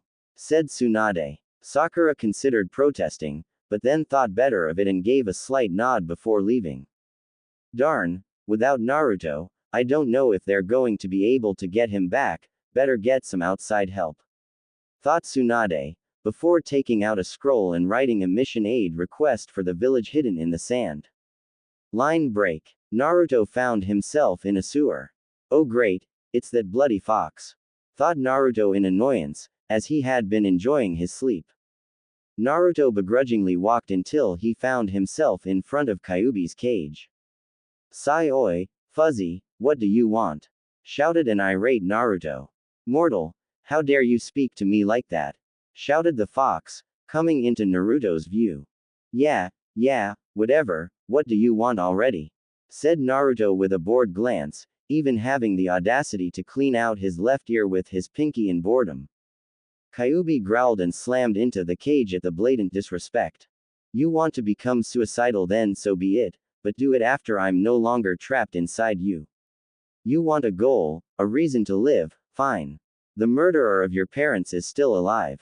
Shouted the fox, before his tone became positively mocking. Naruto's eyes widened and he looked straight at Kyuubi, whose face was akin to the cat that caught the canary. I see that piqued your interest, so here's the deal, you finish up with your stupid human war and defeat the holder of the, as you would call it, 3 tails, and I'll tell you some information about the night of your birth. Said Kyuubi, while staring at Naruto. Naruto nodded. Excellent, now leave, shouted the fox, before it expelled Naruto from its domain. Line break. Well, who would have thought the fox would hold the answer to my reason for existence? Said Naruto aloud after waking up. I guess if there is no one for me to protect, vengeance against the person who killed my parents and made my life hell will suffice, for now. Said Naruto darkly, before he stood up and walked out of his tent towards Maze. It was still about 6 in the morning, so the camp was relatively quiet, but there were about 10 early birds such as him, who were out and about, beginning their daily routines. Along the way, Naruto couldn't help but think of an individual who shared his mentality. Hey, never thought I would ever be able to empathize with Sasuke. Thought Naruto, as he walked to Mei's tent. Upon arriving, he walked straight in and sat on the empty bed, waiting for her to show up. Line break. Mei opened her eyes after having a rather troubling night. She had stayed up for almost an hour trying to think about what could be done to fix the moody blonde. Granted, he wasn't one of their ninjas, but he was a powerful nonetheless. After waking up, Mei quickly got up and washed her face before heading back to her bed, only to find Naruto sitting on it. Naruto, seeing her, stood up and walked until he stood about 1 meter away from her. I am the Jinchuriki of the Kyuubi and have complete mastery over the Shadow Clone Jutsu. Upon dispelling, the clones transfer everything they learned back to the original, including jutsu knowledge. I want you to push me to my limit and teach me as much as you can as fast as you can. Said Naruto in a demanding tone. Mei was taken aback at this new knowledge and slightly irked at the fact that he was demanding something from her. A moment later, however, Mei gave her sickly sweet smile before saying, very well, let the pain begin. Darkness. As Mei had promised, Naruto's training, if it could be called that, pushed him to the physical limits of pain and broke through them. Since Mei was aware of the healing abilities of Jinchuriki through her few battles with Yagura, she was now a pain-inflicting machine, and quite possibly a sadist. Knowing that Naruto's skin would heal, she started to train him in utilizing his boil release, which unfortunately for Naruto, meant he had to build up a resistance to its acidic properties, which involved him being immersed in an acidic mist. The problem with this, though, was that it resulted in his skin peeling off quite frequently. Granted, it couldn't compare to having a demon's chakra melt off your skin, but Naruto didn't know that, yet. Naruto though seemed to be a mix of a masochist and a rock, as all the pain he felt only made him smile slightly, with the singular thought of revenge driving him to endure everything. Whether it be cold weather, or an acidic miasma, he did not care as long as he got stronger as a result. Line break. Somewhere in the land of fire. Line break. Sasuke was in immense pain comparable to his former teammate at the moment, however, unlike him, Sasuke did not enjoy it at all.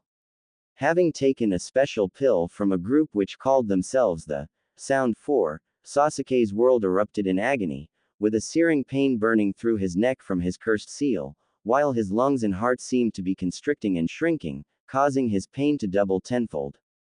He was vaguely aware of one of them mentioning something about acting quick before losing him, but at that moment, Sasuke's brain erupted in agony, feeling as though a sword was being driven straight through his forehead.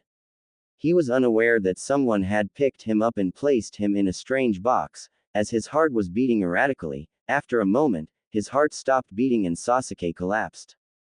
Inside the box, Sasuke was plunged into complete darkness, but somehow retained his mental faculties. Did I die? I felt my heart stop, but Sasuke trailed off at the end, before looking around. A bright spot in the darkness grabbed his attention, but it soon started to fade. Sasuke quickly ran to it, unsure of what was happening, but knew that he needed to follow the light. The light blinded him momentarily, before he found himself being held in the arms of his mother. After a quick glance, he saw that he was a baby again. He noticed his mother talking to a red-haired woman, before the scene changed again in a flash of light. Now he was watching Itachi as a young child sparring with a blonde-haired man in the arms of his mother. Even now, Sasuke could tell the man was going easy on Itachi, but Itachi wasn't making it easy for him. The scene changed again, revealing Sasuke in Itachi's arms, with an eerie silence around them. Sasuke, no matter what, your big brother will always protect you, said Itachi firmly. The area around Sasuke suddenly went pitch black and a low hissing sound could be heard reverberating around him. You want power, don't you, Sasuke? Said a smooth hissing voice. Sasuke narrowed his eyes, or at least he believed he did. What is going on? What was all that? Thought Sasuke in confusion. Rise, Sasuke, come to me, I will give you power. The power you want, the power you need to get your revenge, said the same voice, before Sasuke felt himself become engulfed in purple flames. Sasuke laughed in euphoria at the feeling of power he sensed in the flames, which clung to him. Yes, this is power, shouted Sasuke manically, before waking up and snapping open his eyes, suddenly bursting out of the box he was in, heart beating once again, full of malice. Line break. Sasuke looked around and saw a badly beaten Lee and a sound ninja he had never seen before. Uncaringly, Sasuke looked around, before heading off in the direction of sound, knowing no one would be able to stop him. Line break. At the rebel base camp. Line break. Naruto was happily whistling as he walked to his tent. Quite a few of the onlookers were floored at the massive change Naruto underwent overnight from a depressed, apathetic child, to a ball of happiness. One step closer, thought Naruto, as thanks to his training, he was now capable of enduring a mist of pH5. Now I find myself with a dilemma, thought Naruto, as he stopped whistling, and took up a pensive expression. What to do in my free time, thought Naruto as he walked back to his tent. Upon arrival, he went in and sat on the floor at the foot of his bed, leaning his back against it. Let's see, I can't drink like Tsunade, so that is off the table. Smoking is also off the table given the massive amount of mist around here. Well, I don't have any perverted books, so Kakashi's pastime is out the window. Let's see, what else can I do? Said Naruto, while leaning his chin on his right palm, while his other hand supported his right elbow. Of course. Pervy Sage's favorite hobby, peeping. That might be a bit difficult given where I am presently. It is highly doubtful the rebels have a hot spring around. Well, Jiraiya had free reign, so he chose to fluster all women. However, Given my circumstances, that will be difficult, though not impossible, but I think there is one person I can give some special attention to," said Naruto, before ending with an amused smirk. Elsewhere, the leader of the rebels gave a slight shiver of excitement. "I don't know why, but I feel as though things are going to get fun soon," said Mei aloud, before gaining a seductive smirk. Line break. Outside a hot spring in Tanzaku town. Line break. "I don't know why, but I have that strangest feeling that I have succeeded in turning someone to the ways of the pervert. I better keep an extra copy of my books around, to give to Naruto the next time I see him," said Jiraiya aloud, before returning to his research.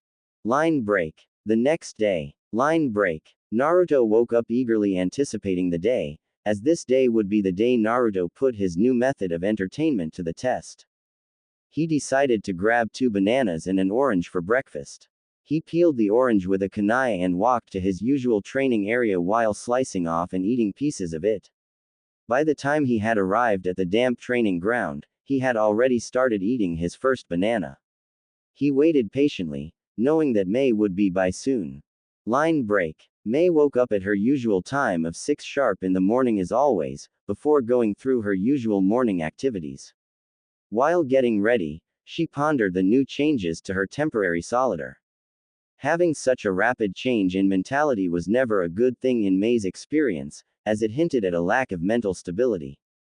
"Although I am not sure which is better, apathetic and emotionless, or apathetic and masochistic," thought Mei, as the image of Naruto smiling in the face of having his skin peeling off due to acidic burns entered her mind. Getting lost in her musings, Mei lost track of time and realized if she didn't move soon, she would be late. "Sigh so much for breakfast," said Mei with a heavy sigh, as she grabbed a ration bar disdainfully. Mei ate it as quick as possible so she wouldn't have to dwell on the taste of the almost cardboard-flavored bar. Running, she arrived at the training ground with a minute to spare. "Well, you were almost late, Mei, mind elsewhere?" asked Naruto with a teasing grin. "Well, he changed again," thought Mei in confusion.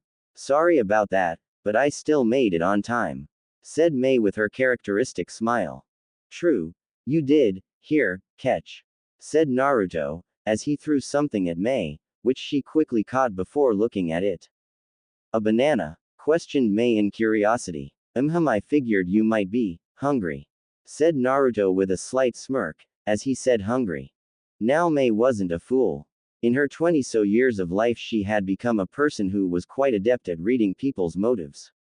So naturally, with Naruto smirking as he said the word hungry and him offering her a banana, of all possible food choices, she was naturally suspicious.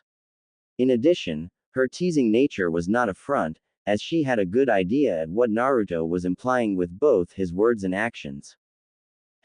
He is still 5 years too young to tease me," thought Mei smirking inwardly.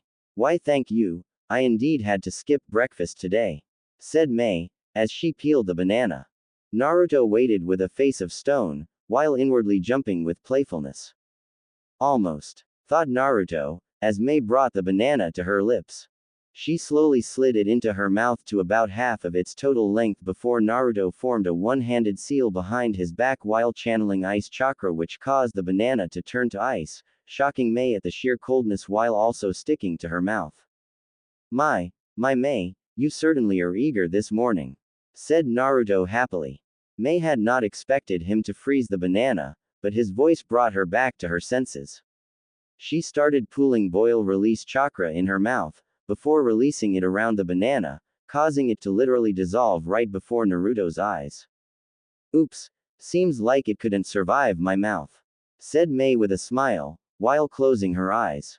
"Damn, that was scary, but also a little hot," thought Naruto while little Naruto cringed in apprehension.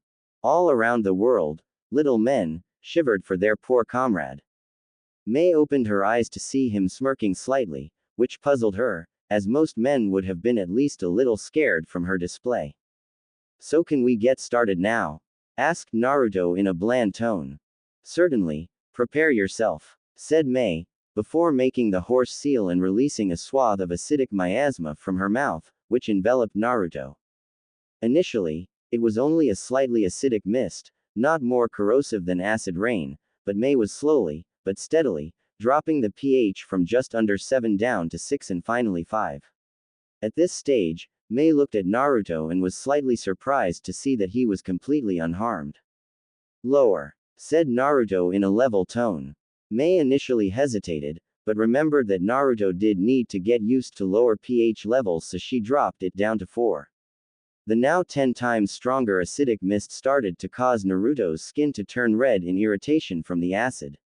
Naruto, however, released a relaxed sigh, almost as if he was enjoying it.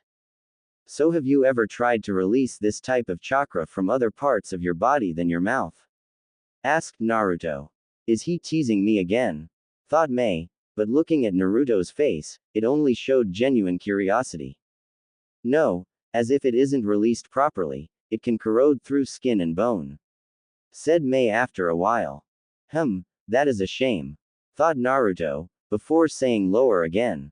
As the pH level dropped to 3, Naruto's skin began to peel off, causing him to release a heavy sigh. Yes, this makes me feel alive. Naruto thought in relaxation. I wonder if this is how Gaara felt when he killed people and scattered their blood everywhere. I guess I'll have to ask him sometime. Thought the morbid fox carrier. After a while, the green-eyed beauty dissipated the acidic mist, much to the Uzumaki's disappointment. That should be enough for today. At this rate, you will completely unaffected by the strongest possible acidic mist which can be produced, possibly within the next 3 days. Said May in a thoughtful tone. That is really good, I can't wait. But thank goodness for resistance seals, or I would keep ruining all my clothes at this rate. Said Naruto in a slightly happy tone. So it seems he can be happy but only related to training matters. Well, there was also his attempts to tease as well, I guess. Thought May, before getting an idea and giving a devilish smirk. So how about a spar? After all, I have yet to test the full extent of your abilities, and as a leader, I have to know the strength of my troops. Suggested May in a casual manner. Sure, why not? Any restrictions? Asked Naruto, dropping into a bizarre stance with both his arms down, sticking out at the ground at a 45-degree angles, with his hands open into claws and facing back, with his left leg in front of his right, a little less than shoulder width apart, with both legs bent at the knees, with his right foot flat on the ground, while his left was propped up on the ball of his foot. May was flabbergasted at such a strange stance, but quickly recovered. No weapons, but everything else goes. Said May. Naruto nodded and waited for May to take a stance. Well, what are you waiting for? Asked May. Aren't you going to take a stance? Asked Naruto in confusion, while still keeping his guard up. I already have. Said May before melting into lava. Ah crap, thought Naruto, before a reverse roundhouse hit the back of his head, sending him to the ground. Oh my, don't tell me that is it. Taunted May with a smirk. Naruto spat out a bit of blood, having bitten his cheek from the surprise kick. Fine, you asked for this. Said Naruto, as he got back into his stance. Chakra crawled along his arms before forming a set of claws on his hands, made out of glowing blue chakra, with a slightly reddish tint. Naruto burst forward in a rush of speed and threw a clawed uppercut at May's face, which she avoided by back-flipping. She turned to face Naruto in midair, before shooting a massive glob of lava at him. Naruto quickly made a tiger hand sign, followed by dog, before a large wall of ice rose up, blocking the lava. Naruto quickly sunk underground and ran towards May, while making a clone appear behind him. The clone jumped out of the ground behind May, while Naruto stayed and waited.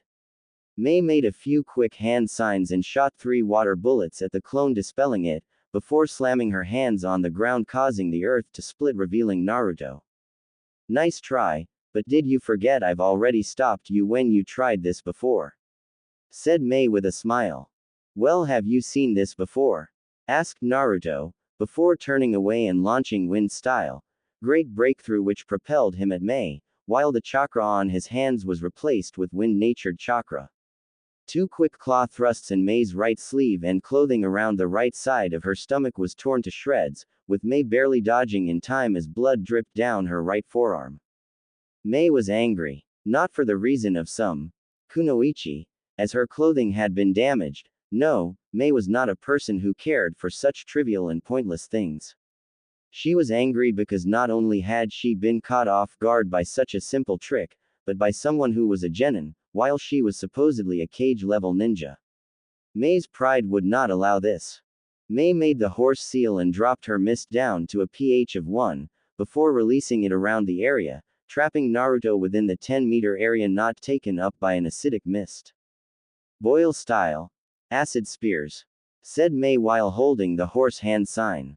The acidic mist around Naruto and Mei turned into hundreds of spears before charging straight at Naruto. Dam water style. Multi-water wall jutsu, said Naruto hurriedly, before 4 walls of water sprung up around him, shielding him from the spears, while he formed an ice mirror which he walked into, which spat him out 20 meters away, but unfortunately, 3 meters in the sky. Thanks for the save, Haku, mumbled Naruto, before needing a large amount of fire-natured chakra in his lungs. As the mist created from the clashing of the water walls and acid spears cleared, Naruto was nowhere to be seen. I really hope I didn't kill him, thought Mei in worry. Fire style. Fireball jutsu, shouted Naruto 5 meters away in the air behind Mei, launching a fireball 5 times bigger than the average one. Mei inwardly breathed a sigh of relief, before going through a large amount of hand signs at blurring speeds. Water style. Water dragon jutsu, said Mei, before the mist around her formed into a massive 5-meter-long dragon. Oparu is twice as big, mumbled Naruto in thought, before creating a clone in midair, which begun to help him form a Rasengan, before throwing him straight at the ground, while he was obscured by the clashing of the 2 jutsu. The Uzumaki pulled the arm with the Rasengan back while outstretching his other to ensure he passed into the earth instead of having the Rasengan explode in his face. As the 2 attacks dissipated, Mei looked around and noticed Naruto wasn't around, before cursing and trying to jump away, before finding out a clone was holding her legs in place. The original Naruto burst from the ground with a loud scream of Rasengan and crushed the ball of condensed chakra into Mei's stomach, grinding against her clothing and stomach, before the clone released her legs and she was sent flying away into a tree a few meters behind her. Mei was not prepared for the impact and hit the back of her head against the tree, knocking her out. Naruto blinked owlishly, not expecting that she would get knocked unconscious by that last move. Ah geez, what the hell do I do now? Asked Naruto aloud, before giving an exasperated sigh and walking over to Mei, before slinging her bloody right forearm over his shoulder and sweeping her feet from under her, carrying her away bridal style. OOC crap, I shredded most of her clothing in the last attack, whispered Naruto, while trying in vain to not look at Mei's upper body, her only being hidden by a small amount of mesh and a little bit of her blue dress. Crap, crap, crap. I have to get her back to her tent before someone sees this, thought Naruto in worry, with a slight blush on his face. Naruto quickly hopped away in the direction of the main camp, while stopping and hiding whenever someone was nearby. Luckily, they had been training for longer than usual thanks to the spar and it was now almost 8 in the afternoon, so not too many people were out and about, thus allowing Naruto to get Mei back to her tent safely. He set her down on her bed and was just about to leave, when the small amount of clothing hiding Mei's from the world split, revealing them for all to see. Her dark pink nipples glistening with sweat from their training while her large bounced.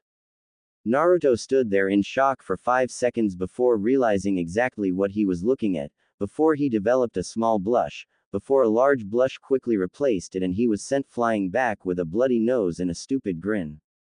Mei then chuckled and got up from the bed, having been feigning unconsciousness for the past 2 minutes after waking up and finding herself in Naruto's arms, waiting patiently for the perfect moment to, accidentally, tear what remained of her clothing on her upper body.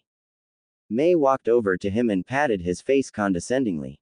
As I said, you are still too young to tease me, Mei said, before noticing a small bulge in his pants. But I guess I'll just have to wait a bit longer until you are a challenge for me," said May with a slight giggle, before giving him a kiss on the cheek on his whisker marks, causing him to release a small purr. How cute, thought May, before walking off to get a new mesh shirt and change her now tattered dress. Although that was quite a surprise, thought May, as she stripped while going over their spar. He shows a good amount of mental flexibility, being able to come up with many plans in the heat of battle, even being able to surprise me twice. I highly doubt he is genin rank, and he must have surely been scorned and his potential limited by the leaf. The green-eyed brunette continued in thought, while putting on her new mesh shirt, before slipping on her blue dress.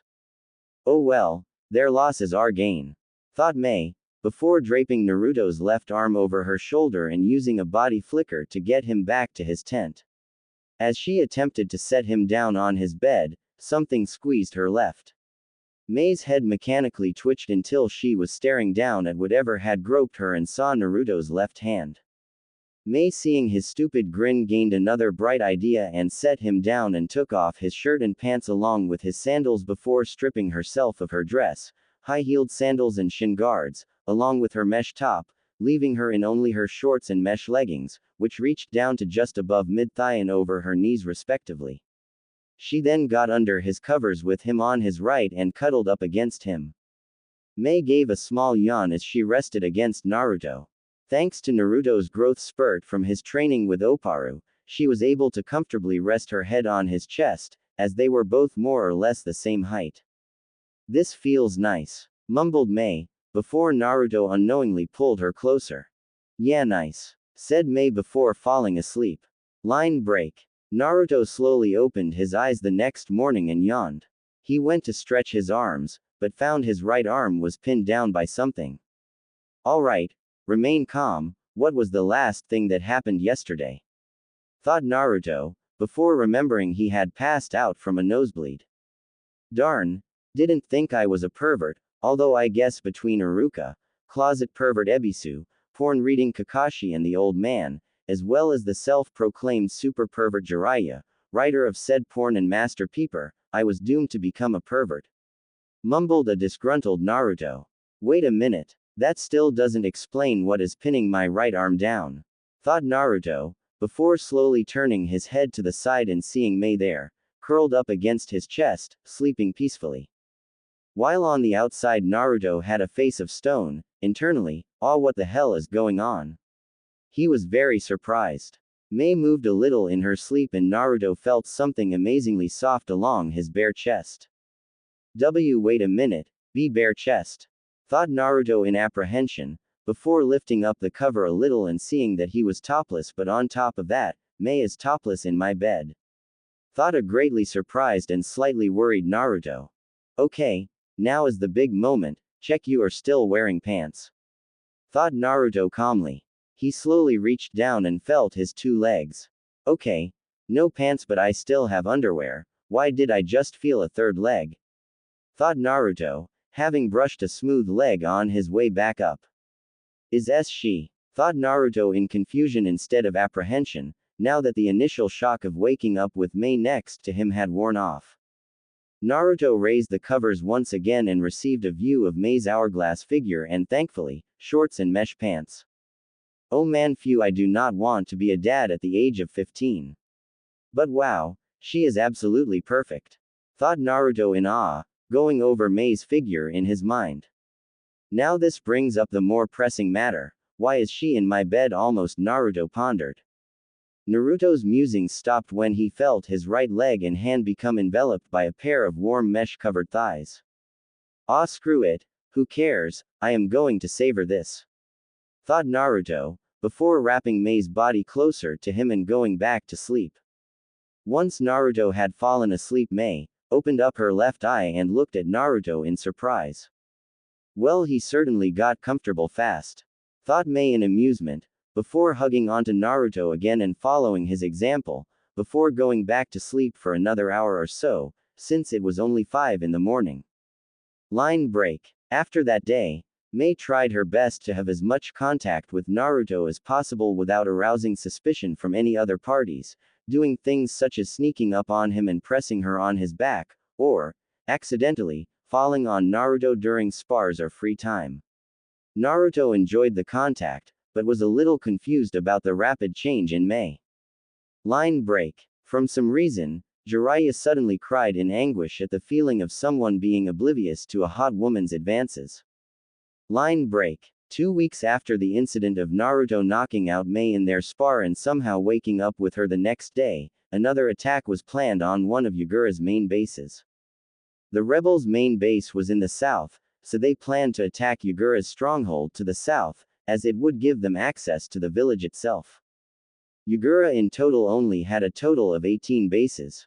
4 in the classical north, east, west and south directions 5 kilometers away from the village itself, 4 more bases in the intersection of a diagonal path with any 2 of the 4 bases 3 kilometers away from each base, each forming an isosceles triangle, and lastly, a ring made up of the other 10 bases, surrounding these bases, and forming a circle with a radius of 10 kilometers.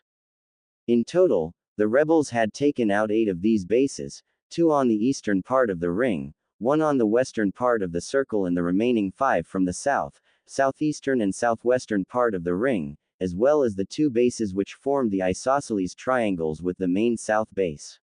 Thus, the southern side now only had 1 base left between the rebels' main camp and the village, in which Yagura resided. This is rather risky, Lady Mei. We only have a couple hundred or so troops with us, while Yagura has at least a few thousand. Furthermore, he may be onto us, given a majority of our attacks have been in the south. Stated Ao. Mei nodded, deep in thought, thinking about how to go about this.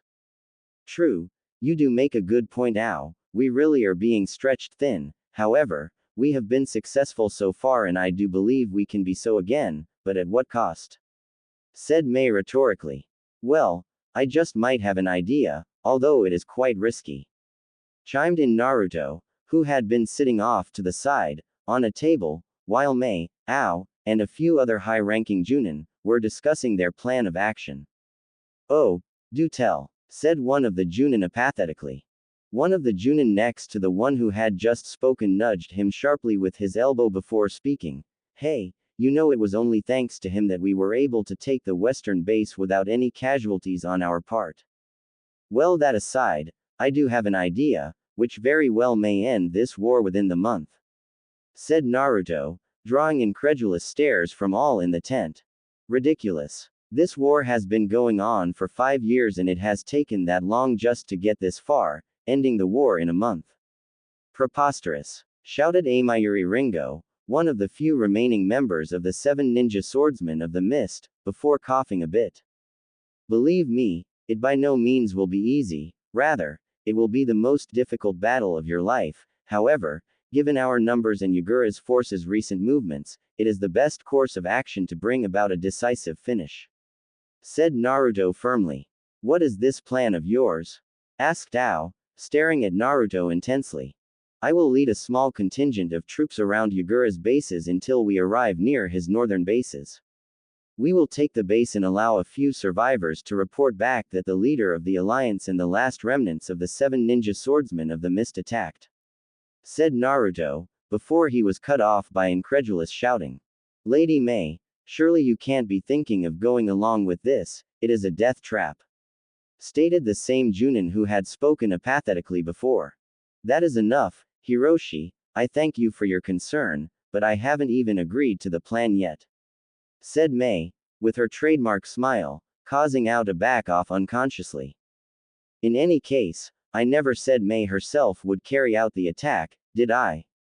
Questioned Naruto rhetorically. Huh, replied back Hiroshi unintelligently. Naruto sighed before quickly making the signs for a transformation jutsu. Once the smoke had cleared, an exact replica of Mei was staring at them. A transformation won't fool anyone for long. Criticized Ao. Ao, shut up or I'll kill you. Said Naruto, once again causing Ao to take a step back. You see, my transformation technique is special, I can only attribute it to having a being known for its transformation and shape-shifting ability inside me, but my transformations are solid, not illusions. Said Naruto in Mei's voice. Incredible. Said Masaki, the Junin who had nudged Hiroshi before. Furthermore, if I have chakra and do not want to be knocked out of the transformation, I can't be. Said Naruto. Lastly, since I too have boil and lava style bloodlines, I am the only one able to perfectly trick the enemy into believing I am truly Mei. Said Naruto, before ending the transformation. Why the need for Chojuro and Amayuri? Asked Mei curiously. It is only logical the leader has some of her strongest with her. While Lao is also an option, no leader would ever take all their strongest warriors alone. Hence Ao staying with you ensures they don't catch on to the ruse.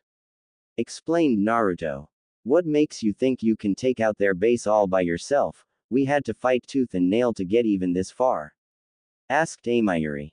Well, my ninjutsu prowess aside, I have the ability to literally create an army, so if you are worried about numbers, don't be. Said Naruto flatly. It does sound risky, but that aside, how can you taking that base end the war? Asked Masaki. Simple, we do not have numbers on our side, as despite the fact that I could produce hundreds of clones, they have thousands of ninja, not to mention, the one-hit dispersion side effect of shadow clones. Although there has been a simple plan which has worked numerous times in the past. Said Naruto while pausing. Which is? Asked Ao. Oh, but a pincer, of course. Countless massive forces have been taken out by much smaller ones thanks to a pincer. So, I led an attack from the north disguised as Mei. Yagura sends the majority of his forces north and the rest of you can pincer him from the south, blocking him off from two sides. Finished Naruto with a self-satisfied grin. Naruto walked back to the table he had previously been sitting on and proceeded to lay down on it with his eyes closed. After some discussion and deliberation among the others, they came to an agreement that Naruto's plan just might work. Alright Naruto, we will go with your suggested plan of attack. Said Mei, causing Naruto to sit up quickly and head off. Cool, Amayuri, you let Chojuro know and gather any reliable ninja you know, no more than 5, and tell them to be ready to head out at 4 tomorrow morning. Said Naruto, before leaving the tent and going to take a nap. Man, that guy is frustrating. Muttered Amayuri, causing the others to chuckle. Yeah, and now you get to spend around a month stuck with him and only 6 other people. Laughed Mei. To think that I'm staving off my illness just to spend more time with him, oh joy. Sighed Amayuri. Well, I guess it could be worse, he could have been a loudmouth brat with no skill. At least he is a decent ninja. Said the swordswoman, before heading off to assemble her team. The penultimate battle. The sun was not even close to rising and everyone in the rebel camp was still fast asleep, except for 5 people. Those who were not fortunate enough to be sleeping right now were Amayuri, Chojuro, Kiri and Ganryu, along with the reason they were all awake so early, Naruto. Alright now, before we head out, I need a basic rundown of your abilities. Said Naruto quietly, not wanting to wake up anyone who wasn't directly needed for the plan, in case Yagura had spies planted in their camp. All of us are skilled swordsmen except for Kiri, who excels in medical ninjutsu and knows a few medium-level genjutsu. All of us also possess at least Chunin-level mastery over water in addition to me possessing lightning release. Stated Amayuri, slightly impatient. Good, in addition to my ninjutsu prowess in fire and wind, we make a rather solid team. We could use a strong earth release wielder, but with all of us having rather good water release jutsu, we should be fine, defensively. Said Naruto thoughtfully. Have you all been briefed on the mission parameters? Asked Naruto, earning a nod from the 4 gathered ninja. Alright then, let's move out. I will transform once we are out of sight of the base. Said Naruto, earning another set of nods before the group disappeared in a burst of speed. As the group ran through the dense fog surrounding the base, they eventually came to the point where the genjutsu hiding the camp was. Naruto with a sigh closed his eyes before Kiri deactivated the barrier before Naruto was dragged across the boundary by Amayuri before Kiri put the barrier back up. Okay, from this point on I am Mei and you all need to address me as such. Said Naruto before he transformed and became an identical replica of the dual bloodline holder. Move out. Said Naruto in Mei's voice. After running for a bit, Chojuro spoke up. Lady Maya, how are you able to change your voice? Asked Chojuro slightly hesitant. Well, Chojuro, it just so happens that my transformation abilities are exceedingly special, even changing my voice as well as my body. The only thing which doesn't change is my chakra density. As such, my ability to use jutsu isn't affected, allowing me to use any of the jutsu I know without having to adjust due to having someone else's chakra control and reserves. Said May, with her usual smile. That is so creepy. Never transform into me. Said Amayuri. May just gave a smile. I'll have to try that at some point just to mess with her. Thought Naruto in amusement. May held up her left hand, having heard something in the distance. The assembled group of ninja stopped. May lowered her head to the ground, placing her ear close to it, listening intently. Off to the east there was a lot of noise being generated, the sound of enemy ninja. To Naruto's delight, they were heading south. Perfect, their lines in the north are thinning out as they are moving south, all according to plan. Thought Naruto with a smile, before standing up and signaling for the group to resume their running. Line break. Ao and the real May were in the main tent, going over a few last-minute details for their battle plan, while waiting for word on the enemy forces. Ao, do you think this plan will work? Asked May hesitantly. Ao took a deep breath before exhaling, after which he proceeded to speak. Well, I do believe the plan has some merit to it.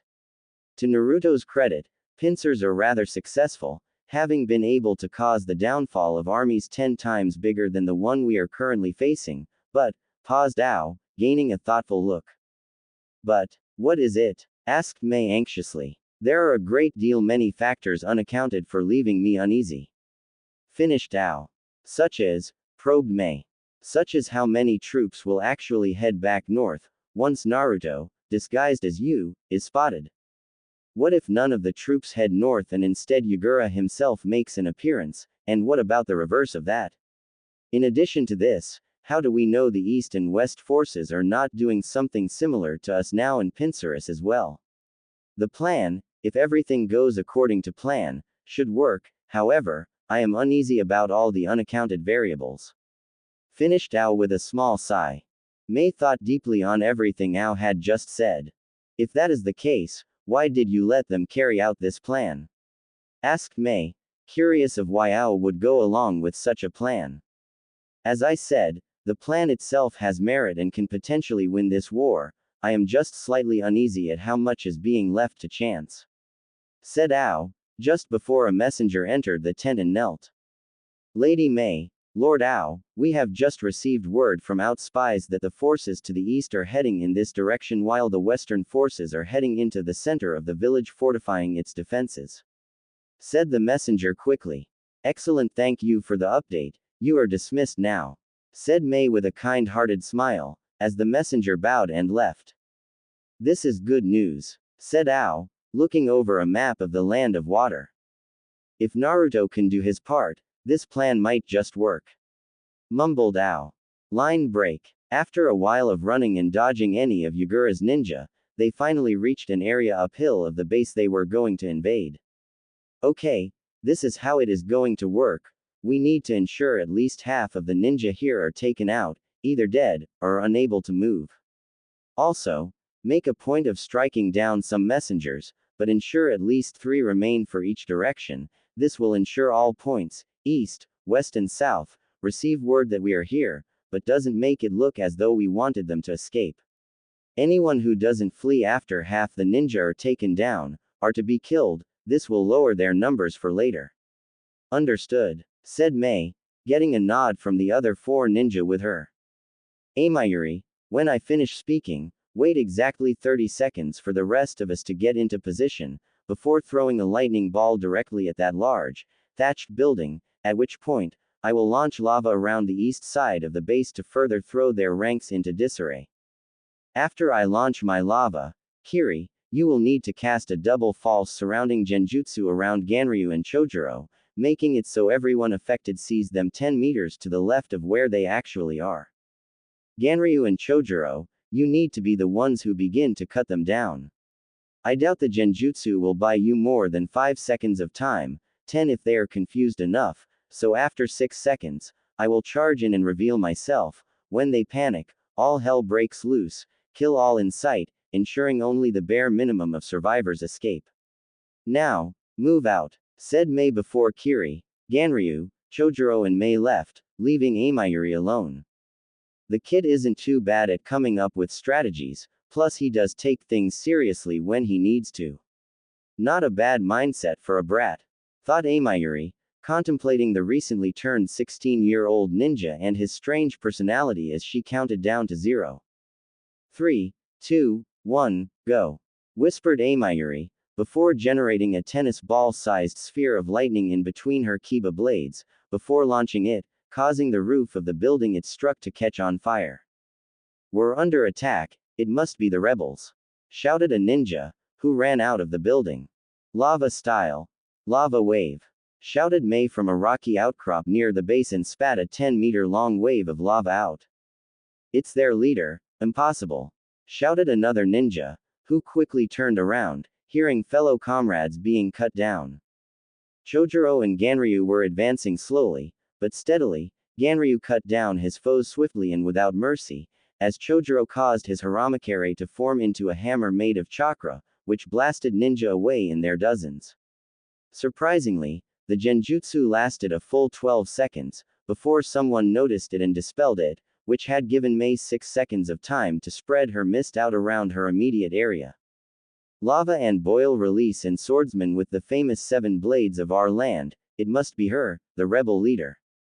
Quickly, send out for reinforcements from all our bases. If we cut off the head of this rebellion, the rest will fall, said the first man who had emerged from the building when lightning struck it. Perfect, thought Naruto, who started to spread his acidic mist over the loyalists, who cried out in agony. 7 messengers tried to flee, but Amayuri stealthily struck, killing 4 of them, leaving only 3 to leave as planned. At this stage, there were already 50 dead bodies hacked to pieces by Ganryu, 20 knocked out or dead from Chojuro's blunt force trauma, and 60 dead from Mei's acidic mist. Having killed off most of the messengers, Amayuri jumped into the fray, electrocuting, and slashing through many of the remaining ninja. 200 ninja lived in this base before the attack, 7 fled, 21 were captured, with all the others being dead or close to it, thanks to the assault of 5 ninja. As the survivors were tied up and placed into one of the many remaining buildings, Naruto gathered up his chakra, having dispelled his transformation of Mei now that the battle was over. Fire style. Fireball jutsu, said Naruto, as the building caught aflame. As the ninja who were placed into it were all knocked out, there were no screams of pain, and after 3 minutes, the building had burned down, with the fire having been put out due to the excessive moisture in the air. What now? Asked Chojuro timidly. Now, we wait, said Naruto stoically, as he created 2 shadow clones who he nodded to, who then took off towards the southeast and southwest. Line break. Mei and Ao were mobilizing the entirety of their remaining forces. Having begun this war almost 5 years ago with 3,000 troops, half of which were bloodline holders, they were now down to a small 750. Not a particularly bad outcome, considering that Yagura's forces had gone from 20,000 to half that. What the rebels lacked in numbers, they made up for in their unique abilities, and with Naruto joining in and taking out a full 300 all by himself in various raids, they could not have been any luckier that he had been banished and decided to come to the land of water. The remaining rebels were moving cautiously and quietly north. The need to do so impressed upon all of them, as if the loyalists found out Mei was really in the south and not near the north base, the entire pincer would fail. Everything is slowly occurring as planned, thought Mei grimly, knowing full well that this final battle would determine the fate of the village hidden in the mist. Still, if the battle is nearing its end, the battle with Yagura is at hand, thought Mei with a frown, remembering what Naruto had said to her late last night. Line break. Flashback. Line break. What are you saying? Asked Mei in shock, eyes widened slightly. Exactly what I said, and you can't change this, said Naruto. Mei paused for a moment, before adopting her sickly sweet smile, which haunted Ao's dreams. Excuse me, but it seems as though you think you can order me around like a common genin. said Mei in a sickly sweet voice, while subtly making a jab at Naruto's official rank. I am not ordering you around. I am telling you that I will be the only one to fight Yagura with no interference, said Naruto harshly, not in the least bit intimidated. And just exactly who do you think you are to decide who will fight Yagura? As I recall, you are not even a mist ninja and we have been fighting in this war for years now, asked Mei in a tone which promised pain no matter the answer. Someone just like Yagura and the only one who has the right to end him. He might have enslaved and slaughtered your people, but the curse of a Jinchuriki is something only another Jinchuriki can understand. If Yagura is to die, it will be at my hand. None of you can understand Jinchuriki and never will. If he has to die, at the very least, it will be to someone who understands his pain, said Naruto, before leaving the tent, leaving a conflicted and very annoyed Mei behind. Line break. End flashback. Line break. We are almost at the dispatch point, whispered out to Mei, earning a nod of understanding. Good luck, Ao. Make sure you survive, said Mei, as she and Ao split paths, with half of the troops going with Ao, while half went with Mei. After receiving word of the enemy's movements, Ao suggested they split the remaining ninja between the two of them. Ao would continue straight up north, while Mei would swing around to the now weakened western front. This would change the plan of attack to a three-pronged pincer attack instead of a two-pronged pincer, which would allow the rebels to not only attack a greater area of loyalists, but also put more pressure on them, forcing them to either be killed or retreat to the east, the only point not being attacked. The plan does have its downsides though, with the two groups still needing to take out almost 2,000 troops between them, not to mention the strength of the two forces would become much weaker than if they had all continued on together.